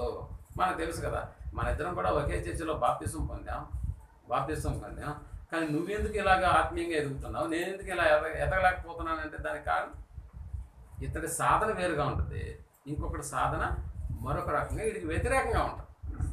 మనకు తెలుసు కదా, మనం గత సంవత్సరంలో ఓ టాస్క్ ఇచ్చుకున్నాం, 119వ కీర్తన ఎక్కడ అడిగితే అక్కడ చెప్పాలి అన్న విషయంలో ఓ టాస్క్ ఇచ్చినప్పుడు ఎందుకు నలుగురు మాత్రమే బరిలో నిలబడ్డారు? అందరిది ఒకే చర్చ కదా, అందరికీ ఒకే టాస్క్ కదా. కొందరికి వేరుగా ఇవ్వలేదు, మరి కొందరికి వేరుగా ఇవ్వలేదు. అందరిది ఒకే టాస్క్, అందరూ ఉండేది ఒకే చర్చలోనే. కానీ ఎందుకు అందరూ దాన్ని చేరుకోలేకపోయినారు అంటే కొంతమంది చూసేవాళ్ళుగా ఉన్నాము, మరి కొంతమంది చెప్పిన దాన్ని చేసేవాళ్ళుగా ఉన్నారు. ఇప్పుడు చేసే వాళ్ళ యొక్క ఎదుగుదల ఎలా ఉంటుంది, చూసే వాళ్ళ యొక్క ఎదుగుదల ఎలా ఉంటుంది? నా పాయింట్ మీకు అర్థమైంది కదా. సో ఆత్మీయంగా ఎదగాలంటే అది సాధ్యమా? సాధ్యమే. ఎలా? చూసే వాళ్ళుగా ఉంటే అది సాధ్యం కాదు, బట్ చేసే వాళ్ళుగా ఉంటే మనకు తెలుసు కదా, ఒకే స్కూలే, ఒకే టీచరే ఆ క్లాస్కి, స్కూల్ కూడా ఒకటే, కానీ ఒకటికి మాత్రమే ఫస్ట్ ర్యాంక్ ఎందుకు వస్తుంది, ఇతరికి మాత్రమే సెకండ్ ర్యాంక్ ఎందుకు వస్తుంది? క్లాస్ రూమ్లో ఉన్న 40 మందికి ఏం రావాలి? ఒకే బోధ, ఒకే టీచరు, ఒకే స్కూలు, కానీ ఒకటికి మాత్రమే ఎందుకు ఫస్ట్ ర్యాంక్ వస్తుంది? మీరు ఆలోచన చేశారా ఎప్పుడన్నా? ఆడు మా పక్కింటోడే, ఈడు మా ఇంటోడే, ఇద్దరికి పోయేది కూడా ఒకే స్కూలే, ఇద్దరికి ఒకే రకమైన పరీక్షలు, ఇద్దరికి ఒకే రకమైన క్వశ్చన్ పేపరు, కానీ రాసే విధానంలో వేరుగా ఉంటుంది. ఎందుకు అలా తయారవుతుంది? ఎందుకంటే ఒకడు బాగా కష్టపడి చదువుతాడు, మరొకడు లైట్ తీసుకుంటాడు, మరొకడు టైట్గా తీసుకుంటాడు. అందుకనే బాగా చదువుకున్నవాడు ఏమవుతాడంటే ఆఫీసర్ అవుతాడు, బాగా చదువుకున్నవాడు, మీరు అప్పుడప్పుడు మీరు గమనించండి, మీతో పాటు 10వ తరగతి వరకు చదువుకున్న వాడిని మీరు గమనించినప్పుడు ఏమా ఇప్పుడు ఏం చేస్తున్నావు అని అడుగుతాడు, అంతే కదా. ఆ తర్వాత 10వ తరగతి తర్వాత మనం విడిపోయి చాలా సంవత్సరాలు అయిపోయి ఉంటుంది. అదే నేను పలానా జాబ్ చేస్తున్నానంటే, నాకు తెలుసు నువ్వు ఆ రోజుల్లో బాగా చదివేవాడివి, కానీ మేము లేదా అలాంటి ఉన్నతమైనటువంటి వాడిని చూసి మనం ఫీల్ అవుతాం. ఎలా ఫీల్ అవుతాము? నువ్వు ఆ రోజుల్లో బాగా చదివేవాడివి, నేను బాగా చదవలేకపోవడం వల్ల ఇలా తయారైపోయినాను. అంటే ఇక్కడ నిజంగా మనం ఆలోచన చేస్తే సంఘానికి వస్తున్నటువంటి మనం వాక్యాన్ని మనం ఏం చేస్తాం? అందరికీ వినిపిస్తుంది ఈ వాక్యం, కొందరికి మాత్రమే ఉంటుందా? లేదు. ఇంట్లో పిల్లలకు మనం ఏం చెప్తాం అంటే, స్కూల్లోకి వెళ్ళినప్పుడు రే ముందు బెంచ్లోనే కూర్చోవాలి అని చెప్తామా, లేకపోతే వెనక బెంచ్లో కూర్చోరా పర్లేదా అని అంటామా? ముందు బెంచ్లోనే ఎందుకు కూర్చోమని చెప్తాము? టీచర్కి దగ్గరగా ఉంటాడు, ఆడు ఏదైనా చేస్తే టీచరు ఆయన కొట్టేదానికి అవకాశం ఉంది. అదే వెనక బెంచ్లో కూర్చుంటే బ్యాక్ బెంచ్ బాయ్స్ అనే పదం ఉంటుంది, మీకు తెలుసు కదా. లాస్ట్ బెంచ్కి వెళ్ళి టీచర్ కొట్టాలంటే కొంత దూరం నడవాలి, కాబట్టి నడిచిపోయి వాడిని కొట్టడం దేనికి లేని ముందు బెంచ్ వాడిని కాన్సన్ట్రేషన్ చేస్తాం. కాబట్టి మన పిల్లల విషయంలో కూడా మనం ఏం చేస్తామని అంటే అలాగనే చేస్తాం, హెచ్చరిస్తాం. ముందు బెంచ్లో తెస్తే వెనకాలగా కూర్చోవద్దు నువ్వు అని చెప్తూ ఉంటాం. అంటే స్కూల్లో అయితే ముందు బెంచ్లో కూర్చోవాలి, కానీ చర్చికి వస్తే మాత్రం ఎక్కడో కూర్చుంటాడు. మనం కూడా లాస్ట్ బెంచ్ ఎత్తుక్కుంటాం, అక్కడ ఫ్యాన్ ఉందా లేదో చూసుకుంటాం, కుర్చీ బాగుందా లేదో చూసుకుంటాం. ఎందుకు? వెనకాల ఉన్నాం కాబట్టి నిద్రపోయినా పెద్దగా పట్టించుకోరు. అదే ముందు కూర్చొని నిద్రపోతే కొన్నిసార్లు స్టేజ్ మీద కూర్చోబెడతారు నన్ను, కానీ విపరీతంగా నిద్ర వస్తుంది. చాలామంది చెప్తూ ఉంటారు, అందుకని నా దగ్గర చాక్లెట్లు పంపిస్తారు మన వాళ్ళు. ఎందుకంటే నిద్రపోతామన్నా కొద్దిగా చాక్లెట్ వేసుకొని నిద్ర మేలుకుంటారు. అంటే ఒక వెనకాల కూర్చున్న వాళ్ళకున్న ఫెసిలిటీ ముందు కూర్చున్న వాళ్ళకు ఉండదు. అందరూ ఒకే మీటింగ్లో ఉంటారు, అందరూ ఒకే రూమ్లో ఉంటారు, ఒకే స్థానిక సంఘమే. కానీ మన ఆత్మీయ ఎదుగుదల ఎక్కడ లోపిస్తుంది ఎప్పుడన్నా పరిశీలన చేసుకున్నామా? అసలు పరీక్షించామా ఎప్పుడన్నా అంటే లేదు. మన పిల్లలను చూడండి, ఏం మీ పిల్లవాడికి కంఠత వాక్యాలు నేర్పించవచ్చు కదా అని అంటే ఆడికి అంత వయసు ఆడుందన్నా అంటారు. అంటే వాక్యాలు చెప్తే నేర్చుకోలేడా? నేర్చుకోలేడు, ఎందుకంటే వాడికి ఇంకా వయసు రావాలి. మరి సెల్ ఫోన్ ఇచ్చి చూడు, నీకంటే బాగా ఆపరేట్ చేయగలుగుతాడా? ఛానల్స్ కూడా పెట్టి చూడండి, ఒకే వేరే దాదాపు 200-300 ఛానల్స్ వస్తుంటాయి. అందులో ఏ ఛానల్ నుంచి తెలుగు సీరియల్స్ వస్తాయో, ఏ ఛానల్స్ నుంచి తెలుగు న్యూస్ వస్తాయో కూడా వాడికి బాగా తెలుసు. కొన్నిసార్లు మనం కూడా చూడు, బైబిల్లో ఏ వాక్యం ఎక్కడ ఉంది, ఏ పుస్తకం తర్వాత ఏ పుస్తకం ఉందో కూడా మనం చెప్పలేము, కానీ ఏ గంట తర్వాత ఏ అరగంట తర్వాత ఏ ఛానల్లో ఏ సీరియల్ వస్తుందో కూడా కరెక్ట్గా చెప్పగలుగుతామా? మౌనంగా ఉన్నారు. చెప్పచ్చా చెప్పలేదా? ఏ సీరియల్ ఏ ఛానల్లో ఎన్ని గంటలకు వస్తుందో మనకి ఈజీగా తెలుసా? ఎవరైనా చెప్పాలా? మనకి ఎవరు చెప్పలేదు, మనకు బాగా క్లియర్గా తెలుసు. అంటే వాటిని జాగ్రత్తగా గుర్తుపెట్టుకుంటున్నాం. ఆ టయానికి వెళ్ళిపోయి అక్కడ ఏం చేస్తున్నాం? మనం ఎలాగైనా ఈ సీరియల్ చూడాలి, ఎలాగైనా ఈ సీరియల్ చూడాలి, అందుకు మనం కూర్చునేస్తున్నాం. అంటే భౌతిక సంబంధమైన విషయాల పట్ల ఉన్నటువంటి శ్రద్ధ ఆత్మ సంబంధమైన విషయాల్లో మనం కనపరచట్లేదు. కాబట్టి ఆత్మీయ ఎదుగుదల అనేటటువంటిది ఒక వ్యక్తిలో ఎలా సాధ్యపడుతుంది? సాధ్యపడదు కదా. అందుకని మొదటి శతాబ్దపు సంఘాన్ని కానీ మనం ఆలోచన చేసి దాన్ని పరిగణలోకి తీసుకున్నప్పుడు పేతురు గారు చెప్తున్నటువంటి మాటలు, ఇందాక సోదరులు మనకు చదివి వినిపించినటువంటి మాటలు, అపోస్తలుల కార్యం 2వ అధ్యాయం 37వ వచనాన్ని మనం ఆలోచించగలిగితే 2వ అధ్యాయం 37లో పేతురు గారు ఈ మాట, వారు ఈ మాటలు విని హృదయంలో నొచ్చుకొని, సహోదరులారా మేమేమి చేతుమని పేతురును కడమ అపోస్తలులు ఏం చేశారంట అడుగగా, పేతురు మీరు మారు మనసు పొంది పాప క్షమాపణ నిమిత్తం ప్రతి వాడు యేసుక్రీస్తు నామమున బాప్తిసం పొందండి. అంటే బాప్తిసం పొందారా? అవును, బాప్తిసం పొందడమే కాదు, పరిశుద్ధాత్మ వరం కూడా పొందారు. పొందిన తర్వాత ఈ వాగ్దానం మీకును మీ పిల్లలకును దూరస్తులందరికీ అనగా ప్రభువైన మన దేవుడు తన యొద్దకు పిలిచిన వారికి అందరికీ చెందునని వారితో చెప్పాను. రైట్, అలా చెప్పి ఇంకను అనేక విధములైన మాటలతో, అదిగో ఇంకా అనేక విధములైనటువంటి మాటలు చాలా చెప్పాడా? కొన్నే చెప్పాడా? పేతురు చాలా చెప్పాడు. ఇంకా అనేక విధములైనటువంటి మాటలతో సాక్ష్యం ఇచ్చి, అదిగో మీరు మూర్ఖులకు ఈ తరము వారికి వేరే రక్షణ పొందండి అని చెప్పాడు. మూర్ఖులు అయ్యేటటువంటి తరం వారికి ఏం చేయాలంట? వేరైపోవాలి అన్నాడు. వేరైపోయిన తర్వాత 42వ వచనంకి వచ్చేసేటప్పటికి అలా బాప్తిజం పొందినటువంటి వాళ్ళందరి గురించి ఇంచుమించు 3000 మంది చేర్చబడినటువంటి వారు అదిగో అపోస్తలుల బోధ యందును సహవాసమందును రొట్టె విరుచుట యందును ప్రార్థన చేయుట యందును ఎలాగున్నారంట? ఎడతెగక ఉండిరి కాబట్టి వాళ్ళు ఎదిగారు అన్న సంగతిని మనం జ్ఞాపకం చేసుకోవాలి. ఎడతెగక ఉండిరి కాబట్టి ఆ మధ్య షుగర్ ఉన్నటువంటి పేషెంట్ని నేను డాక్టర్ దగ్గర తీసుకెళ్ళినప్పుడు ఆ డాక్టర్ అంటున్నాడు, ఏమంటే మీరు నేను రాసిన మందులు కంటిన్యూగా వాడినట్లేదే అన్నాడు. అవును డాక్టర్ గారు. ఎలా తెలిసింది డాక్టర్కి? షుగర్ మాస్ కాస్త పెరిగిపోయింది కాబట్టి ఆయన రాసిన మందులు ఇతను ఏం చేయలేదు, కంటిన్యూ చేయలేదు. కంటిన్యూ చేస్తే ఏమై ఉండేది? ఆరోగ్యం బాగా కుదుటపడి ఉండేది. బట్ ఇక్కడ 3000 మంది ఇందులో చేర్చబడిన తర్వాత 4 విషయాల్లో వాళ్ళు ఎలా ఉన్నారంట? కంటిన్యూగా చేశారు. అంటే ఎడతెగక ఉండిరి అన్న పదం మీకు తెలుసు కదా. అప్పుడప్పుడు కొన్ని కొత్త రకాలైనటువంటి ఫ్రూట్స్ వస్తున్నాయి. కివీ ఫ్రూట్ మీరు ఇంతకుముందు ఎప్పుడన్నా విన్నారా? కివీ ఇంతకుముందు, ఇప్పుడు సరే ఇంతకుముందు వినలేదు కదా. డ్రాగన్ ఫ్రూట్ ఎప్పుడన్నా చూసారా? ఇప్పుడు తింటున్నాం కూడా. మరి ఇవి ఎక్కడివి? ఇదేంటంటే డ్రాగన్ ఫ్రూట్. అంటే వాటి పేరు కూడా మనకు తెలియదు, అయినా దాన్ని పండించిన రైతు చెప్తున్నాడు ఇది ఏం పండు, దీన్ని ఎలా తినాలి? ఒక యాపిల్ లాగా కొనుక్కొని తినాలంటే కాదు, లోపల ఒక గుజ్జు లాంటి పదార్థం ఉంటుంది, దాన్ని మాత్రమే తినాలి, తొక్క పారేయాలంటే. మరి ఇది ఎక్కడిది ఈ ఫ్రూట్ అని అంటే ఇది ఇక్కడిది కాదు, ఇది పరాయి దేశంది. మరి ఇక్కడికి ఎలా వచ్చింది అంటే ఒకప్పుడు దీని విలువ ఎక్కువే, కానీ ఇప్పుడు రోడ్డు పక్కన చూసినా కూడా కివి అమ్ముతున్నారు, రోడ్డు పక్కన చూసినా డ్రాగన్ ఫ్రూట్ అమ్ముతున్నారు. మరి ఒకప్పుడు లేనటువంటి ఈ ఫ్రూట్స్ ఇప్పుడు ఎలా వచ్చాయి ఇక్కడికి ఎలా వచ్చాయంటే కొంతమంది రైతులు మలేషియా ప్రాంతానికి వెళ్ళి అక్కడ దొరికేటటువంటి కివి విత్తనాలను తీసుకొచ్చి వాటికి అనుకూలమైనటువంటి ఆ సాయిల్ పరీక్షలు చేసి, ఇదిగో ఈ చెట్టు ఎక్కడైతే బతకగలుగుతుందా అని నిర్ధారణ చేసి పరీక్షలు చేసిన తర్వాత ఈ ప్రాంతంలో ఆడు పండించడం మొదలుపెట్టాడు. ఆడి పంట బాగా వచ్చిన తర్వాత చుట్టుపక్కల ఉన్న రైతులు కూడా ఈ పంట మీద కనబడింది. అప్పుడు ఆ రైతులు అడుగుతున్నారు, నువ్వేం చేస్తే ఈ పంట ఇలా పండింది, మంచి ఫ్రూట్స్ని తీసుకొచ్చావు అని వాళ్ళు కూడా అతన్ని అడిగి ఆ తర్వాత వాళ్ళ పొలాల్లో కూడా వాళ్ళు వేసుకుంటారా లేదా? మరొక రైతు కూడా వేశాడు, అక్కడ ఆ ఫ్రూట్ సరిగా పండలేదు, చచ్చిపోయినటువంటి మొక్కలను చూసి పాపం బాధపడ్డాడు. మిగిలినటువంటి రైతులు కూడా వచ్చి నువ్వు ఎక్కడ విత్తనాలు తెచ్చావో మాకు చెప్పు, మేము కూడా అలా పంట వేయాలి, మేము కూడా మా చెట్లను నాశనం చేసుకోవాలని అడుగుతారా? ఒకవేళ అడుగుతారు, ఎందుకంటే దానికి వ్యతిరేకంగా చేయడానికి అడుగుతారు. వ్యతిరేకంగా అంటే అతను ఏం చేయలేకపోయినాడు, దాన్ని వాళ్ళ యొక్క పొలాల్లో పండించేటప్పుడు దానికి అనుకూలమైనటువంటి వాతావరణాన్ని ఏం చేస్తాడు, అక్కడ సృష్టించుకుంటాడు. ఎందుకంటే అతడు చేయలేదు కాబట్టి అవి చనిపోయాయి. ఇక్కడ నేను చేయాలి కాబట్టి ఏం చేయాలి అంటే కొంతమంది దగ్గర రిజల్ట్ 0గా ఉంటుంది, కానీ వాళ్ళ దగ్గర మనం విచారించాం. ఒకవేళ విచారించినా నిజానికి వారి దగ్గర కూడా విచారణ చేయాలి. ఎందుకంటే అప్పుడు వాళ్ళు చేసినటువంటి మిస్టేక్స్ అన్నీ కూడా మనకు అర్థమవుతాయి. కానీ మనం చేసే వ్యవసాయంలో ఆ మిస్టేక్స్ అన్ని రాకుండా మనం చూసుకోవడానికి అక్కడ పరీక్షలు అవసరమా అంటే అక్కడ కూడా పరీక్షలు అవసరం. బాగా ఎదిగినటువంటి వాడి దగ్గర కూడా పరీక్షలు అవసరమా అంటే అవును, అక్కడ కూడా మనకు పరీక్షలు అవసరం. కాబట్టి ఇక్కడ మనం ఏం చేయాలి?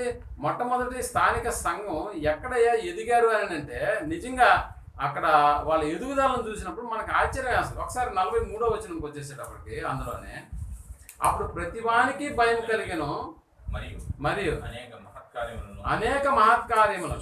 సూచక క్రియలను అపోస్తుల ద్వారా జరిగిన విశ్వసించిన వారందరూ అది విశ్వసించిన వారందరూ ఏకముగా కూడి ఏం చేశారంట? ఏకముగా కూడి తమకు కలిగినదంతయు సమిష్టిగా ఉంచుకున్నారు. ఇప్పుడు ఆలోచన చేయండి, తమకు కలిగినదంతా ఏం చేశారంట? కానీ నేడు ఇలా మనం సమిష్టిగా మనకు కలిగిందంతా ఇలా సమిష్టిగా ఉంచుకోగలమా? లేదు లేదు. నాది నాదే బ్రదర్, నీది నీదే. ఇదేనా మన దగ్గర ఉన్న డైలాగ్? మరొక సహోదరుడు అంటాడు, ఏమండి ఒకరిది నాకు వద్దు కానీ నేను మాత్రం వేరొకరికి ఏమి ఇవ్వను. ఆయన నాకు వద్దు, నేను అలాగే నేను ఇవ్వను. అంటే ఇలాంటి మానసికమైనటువంటి స్థితిలో నుంచి మనం బయటపడాలి. చాలామంది నీది నేను కోరుకోవట్లేదు కదా, నీది నేను ఆశించట్లేదు కదా, కాబట్టి నేను నీదిగా నాకు సంబంధించింది నీకు నేను ఇవ్వను అన్నట్టుగా మనం ఏం చేస్తామంటే చెయ్యి వెనక్కి పెట్టుకుంటాం. కొన్నిసార్లు పిల్లలకి చూడండి, ఆడు తినేటటువంటి పదార్థాన్ని మనం తినేయాలని కాదు, వాడు ఇస్తాడా లేదా అనడానికి మనం కూడా ఏం చేస్తాం? వాడిని అడుగుతాం, కొద్దిగా బెటర్ నాకంట. ఆడేం చేస్తాడు? తీసుకొని ఇచ్చేస్తాడా? లేదు లేదు, చెయ్యి తీసి వెనక్కి పెట్టుకుంటాడు. మనమైతే చెయ్యి తీసి వెనక్కి పెట్టుకోం, కానీ మన మనసులో ఏముంటుంది? వీడికి ఇవ్వకూడదు అన్నట్టుగానే ఉంటుంది. అందుకని ప్రియమైనటువంటి వాళ్ళరా, నువ్వు ఎవరిది ఆశించకుండా ఉండడం అనేటటువంటిది మంచిదే, కానీ క్రైస్తవులకు వచ్చిన తర్వాత నీది అనేటటువంటిది ఇది అందరిది అవ్వాలి.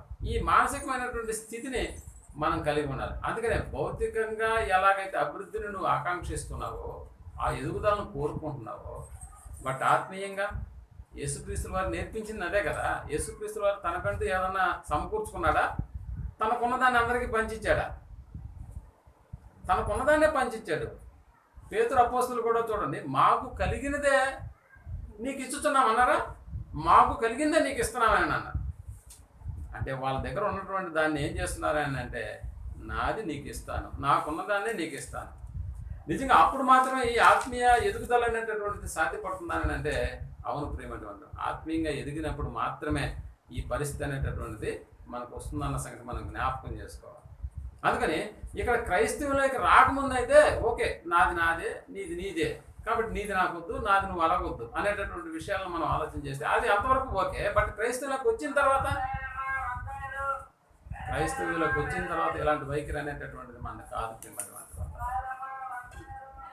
అందుకనే మనకి ఎలాంటి మనసు ఉండాలని అంటే, ఓ ఇది నాది కాబట్టి ఇది అందరిది అన్న ఫీలింగ్ మనలో కనిపించాలి.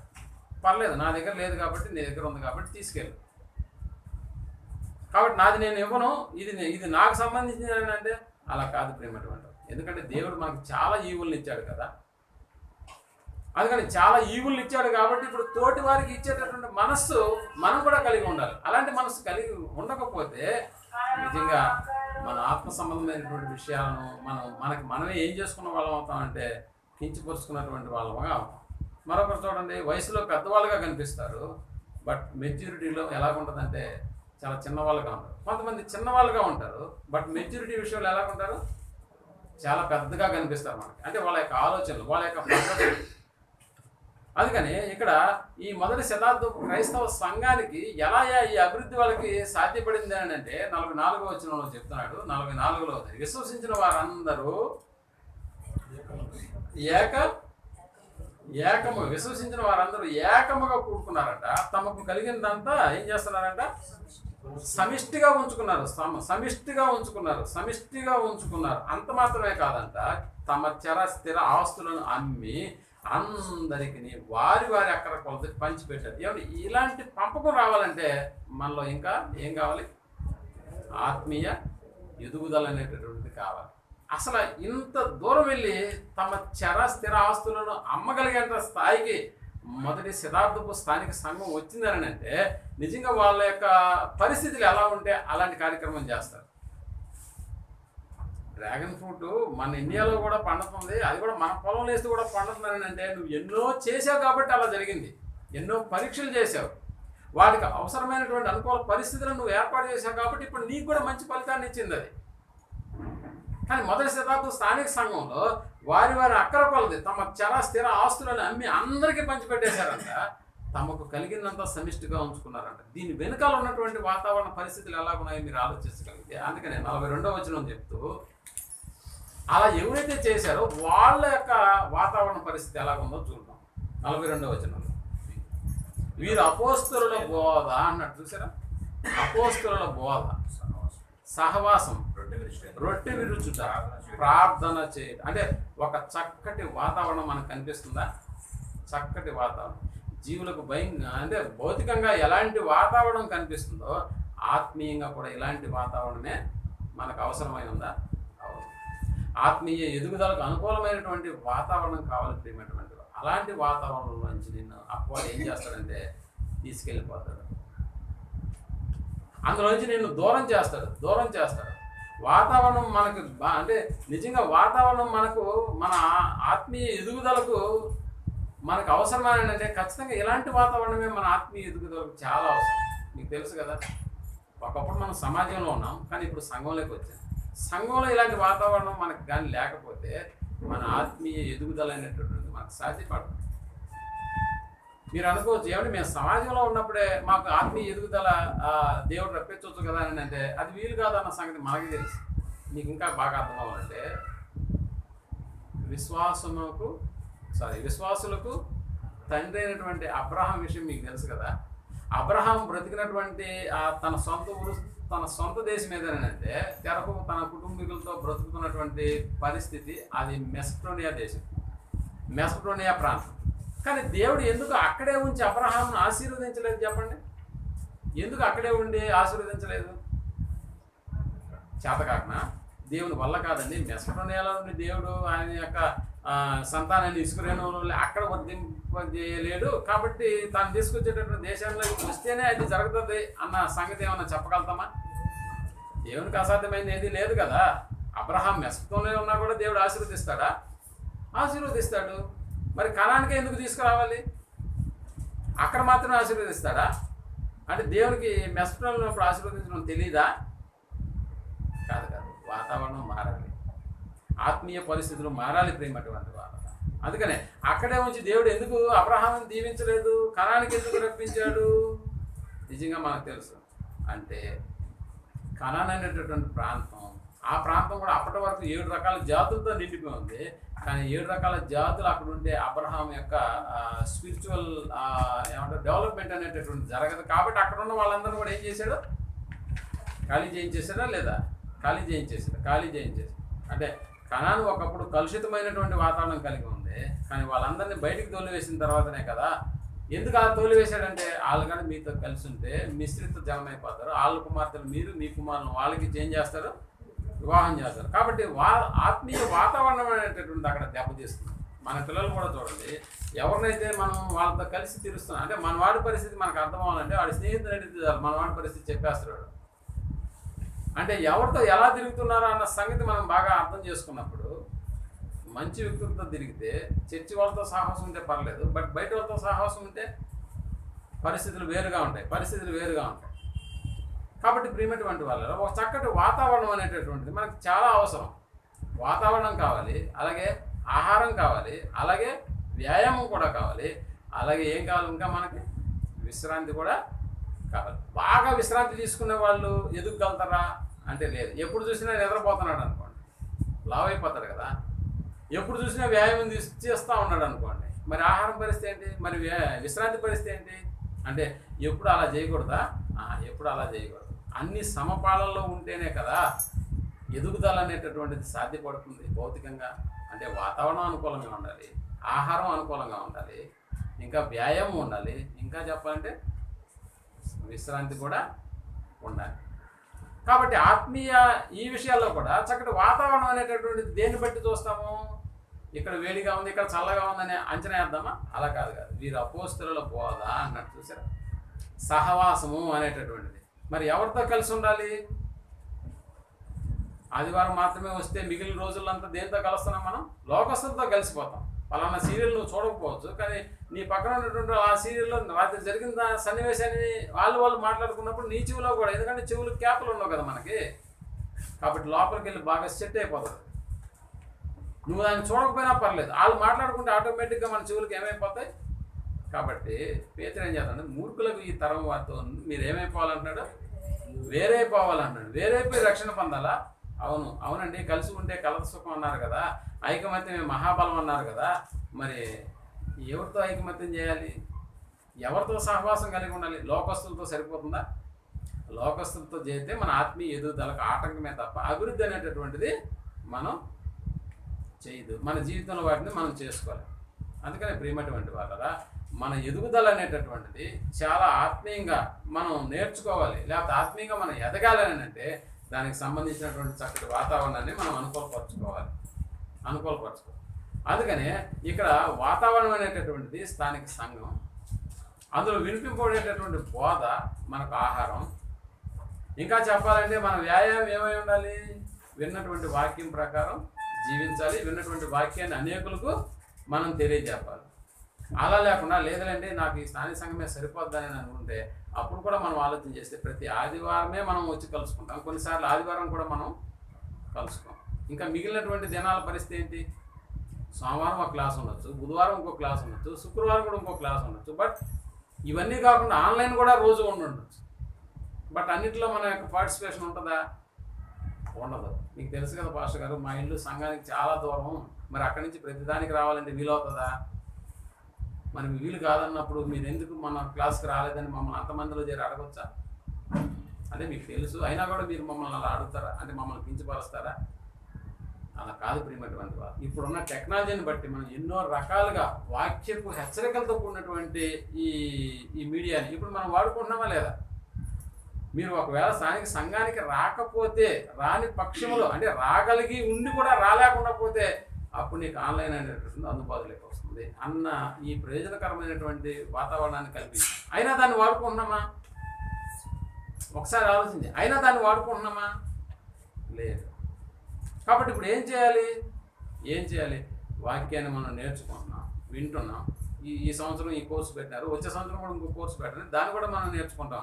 అన్నట్లుగానే కోర్సుల మీద కోర్సులు నేర్చుకున్నాం. కానీ తర్వాత ఏం చేయాలన్న విషయాన్ని గురించి మనం ఆలోచించట్లేదు. ఒకసారి మనం గ్రేట్ కమాండ్ అనేటటువంటి మత్తయి రాసిన సువార్త మరి లాస్ట్ 28వ అధ్యాయంలో మనకు కనిపిస్తున్నటువంటి 18వ వచనాన్ని మనం ఆలోచించగలిగితే, మత్తయి రాసిన సువార్త 28వ అధ్యాయం 18వ,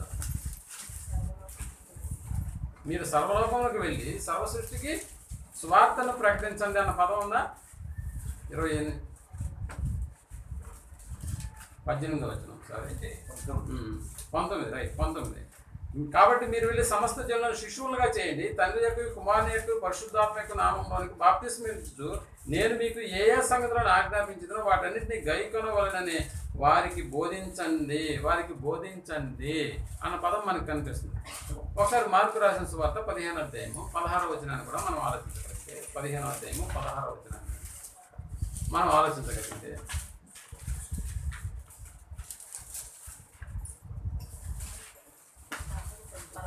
సారీ 16, 15 16 మార్కు రాసిన మరియు మీరు సర్వలోకమునకు వెళ్ళి సర్వలోకమునకు వెళ్ళి సర్వ సృష్టికి సువార్తను ప్రకటించండి. ఇప్పుడు వెళ్ళి అనే పదాన్ని రౌండ్ చేసుకోండి. ప్రకటించండి అనే పదాన్ని కూడా ఏం చేయాలి? అది ఏం చేయాలి? వెళ్ళాలి, ప్రకటించాలి. ప్రకటించాలి. విన్న దగ్గరే ఉంటే కుదురుతుందా? లేదు. వెళ్ళాలి, ప్రకటన చేయాలి. అలా కాదండి, ఎవరైనా నా దగ్గరకు వస్తే నేను వాక్యాన్ని వాళ్ళకి చెప్తాను, కాబట్టి ఎవరు రావట్లేదు కాబట్టి నేను వాక్యాన్ని కూడా చెప్పలేకపోతున్నాను. ఇది సాధ్యమవుతుందా? కానీ దేవుడు అలా చెప్పట్లేదు. వెళ్ళు, వాక్యాన్ని ఏం చేయమన్నాడు? ప్రకటించు అన్నాడు. వెళ్ళు ప్రకటించు. అందుకని ఇక్కడ మనకి చక్కటి వాతావరణం అనేటటువంటి ఉంటేనే ఆత్మీయ ఎదుగుదల మనకి ఉపయోగపడుతుంది. చక్కటి ఆహారం అనేటటువంటిది అంటే అపోస్తుల బోధ, అలాగే దానికి సంబంధించినటువంటి వ్యాయామం అంటే ఏ వాక్యాలు అయితే మనం విన్నామో వాటిని మనం అనుసరిస్తూ ఇంకొకరికి వాటిని గురించి ప్రకటించేటటువంటి భాగ్యాన్ని మనం కలిగి ఉండాలి. మరొకటి విశ్రాంతి అన్న సంగతి మనకు తెలుసు. అంటే విశ్రాంతి కూడా ఆత్మీయ ఎదుగుదలకు అవసరమని అంటే అవును. అందుకని విశ్రాంతి భౌతిక సంబంధమైనటువంటి దేహానికి కూడా అవసరమనే దేవుడు సృష్టిలో ఏం పెట్టాడంటే 12 గంటలు పగులిచ్చాడు, 12 గంటలు రాత్రి ఇచ్చాడు. అంటే ఈ విశ్రాంతి దేహానికి కూడా అవసరమా? అవును, అవసరమే. మరి ఆత్మకు విశ్రాంతి అది ఇప్పుడు తీసుకునేటటువంటి విశ్రాంతి కాదు. విశ్రాంతిలో ప్రవేశించుదు అను మాట అన్న పదం మనకి హెబ్రీ గ్రంథంలో మనకు తెలుస్తుంది. అంటే ఇక్కడ మనం కష్టపడాలి. విశ్రాంతి అనేటటువంటిది ఆత్మగా మనకి ఎక్కడ ఉండాలి? నెమ్మది కలిగినటువంటి ప్రదేశంలో విశ్రాంతి పొందుతురు అన్న పదం ఉంది కదా, అక్కడ నెమ్మది అనేటటువంటి వాతావరణం కదా. కాబట్టి ఇలాంటి ఆత్మ సంబంధమైనటువంటి ఎదుగుదల మనం ఆస్వాదించాలి. అందులో మనకి సాధ్యమైనటువంటి కార్యక్రమాలు మనం సాగిస్తూ ఉండాలి. మనకి అపోస్తుల బోధ, సహవాసం, రొట్టె విరడం, ప్రార్థించడం అనేటటువంటి కార్యక్రమాలు ఏ వ్యక్తి అయినా కూడా దీనిలోంచి బయటికి లాగివేయబడ్డాడు అని అంటే నిజంగా అతని ఆత్మీయ ఎదుగుదల ఏమవుతుందంటే కుంటు పడుతుందన్న సంగతి. ఆత్మీయ ఎదుగుదల కుంటు పడితే తర్వాత వచ్చేటటువంటి ఫలం ఎలా ఉంటుంది అని అంటే అది వేరుగా ఉంటుంది అన్న సంగతి మనకు తెలుసు. కాబట్టి అన్ని రకాలుగా ఒక వ్యక్తి అతనికి సంబంధించినటువంటి భౌతిక సంబంధమైనటువంటి ఎదుగుదలను వీటన్నిటిని ఉపయోగించుకొని ఎలా ఎదుగుతున్నాడు అన్న సంగతిని మనం పరిగణలోకి తీసుకుంటే ఆత్మ సంబంధమైనటువంటి ఎదుగుదల కూడా దానికి సమానమైనటువంటిది అన్న సంగతి మనం జ్ఞాపకం చేసుకొని వీటన్నిటి విషయాల్లో మనకు మనంగా సొంత నిర్ణయాలు తీసుకొని ఆత్మ సంబంధమైనటువంటి ఎదుగుదలను మనం ఆస్వాదించి ఆత్మలో ఉన్నటువంటి ఆలోకానికి మరి ముఖ్యంగా నెమ్మది కలిగినటువంటి ప్రదేశానికి మనం వెళ్ళి అక్కడ విశ్రాంతి తీసుకునేటటువంటి ఒక గొప్ప భాగ్యాన్ని మనం అందరం కలిగి ఉండాలని కోరుకుంటూ ఈ మాటలు ముగిస్తూ ఉన్నాను. ప్రార్థన చేసుకున్నాం. ప్రేమ కలిగిన మా గొప్ప తండ్రి, మరొకసారి మీ ఉన్నతమైనటువంటి మాటలు వినడానికి ఆత్మ సంబంధమైనటువంటి ఎదుగుదలకు అవసరమైనటువంటి విషయాలను మీ వాక్యం ద్వారా పోల్చి మమ్మల్ని హెచ్చరించిన మీ మాటలను బట్టి మీ కృతజ్ఞతలు చెల్లిస్తూ చేరువచ్చిన నీ బిడ్డలందరినీ దీవించాల్సింది మీ కృపలో బలపరచమని విన్న వాక్యాన్ని తమ హృదయాల్లో పదిలపరచుకొని ఆలోచించి ప్రవర్తించే భాగ్యాన్ని మీ బిడ్డలకు దయచేయమని కోరుకుంటూ ఈ ప్రార్థనను మా రక్షకుడును మీ ప్రియకుమారుడైనటువంటి యేసు ప్రభుల వారి నామంలో ప్రార్థించి అడిగి వేడుకొంచున్నాం తండ్రి. ఆమేన్.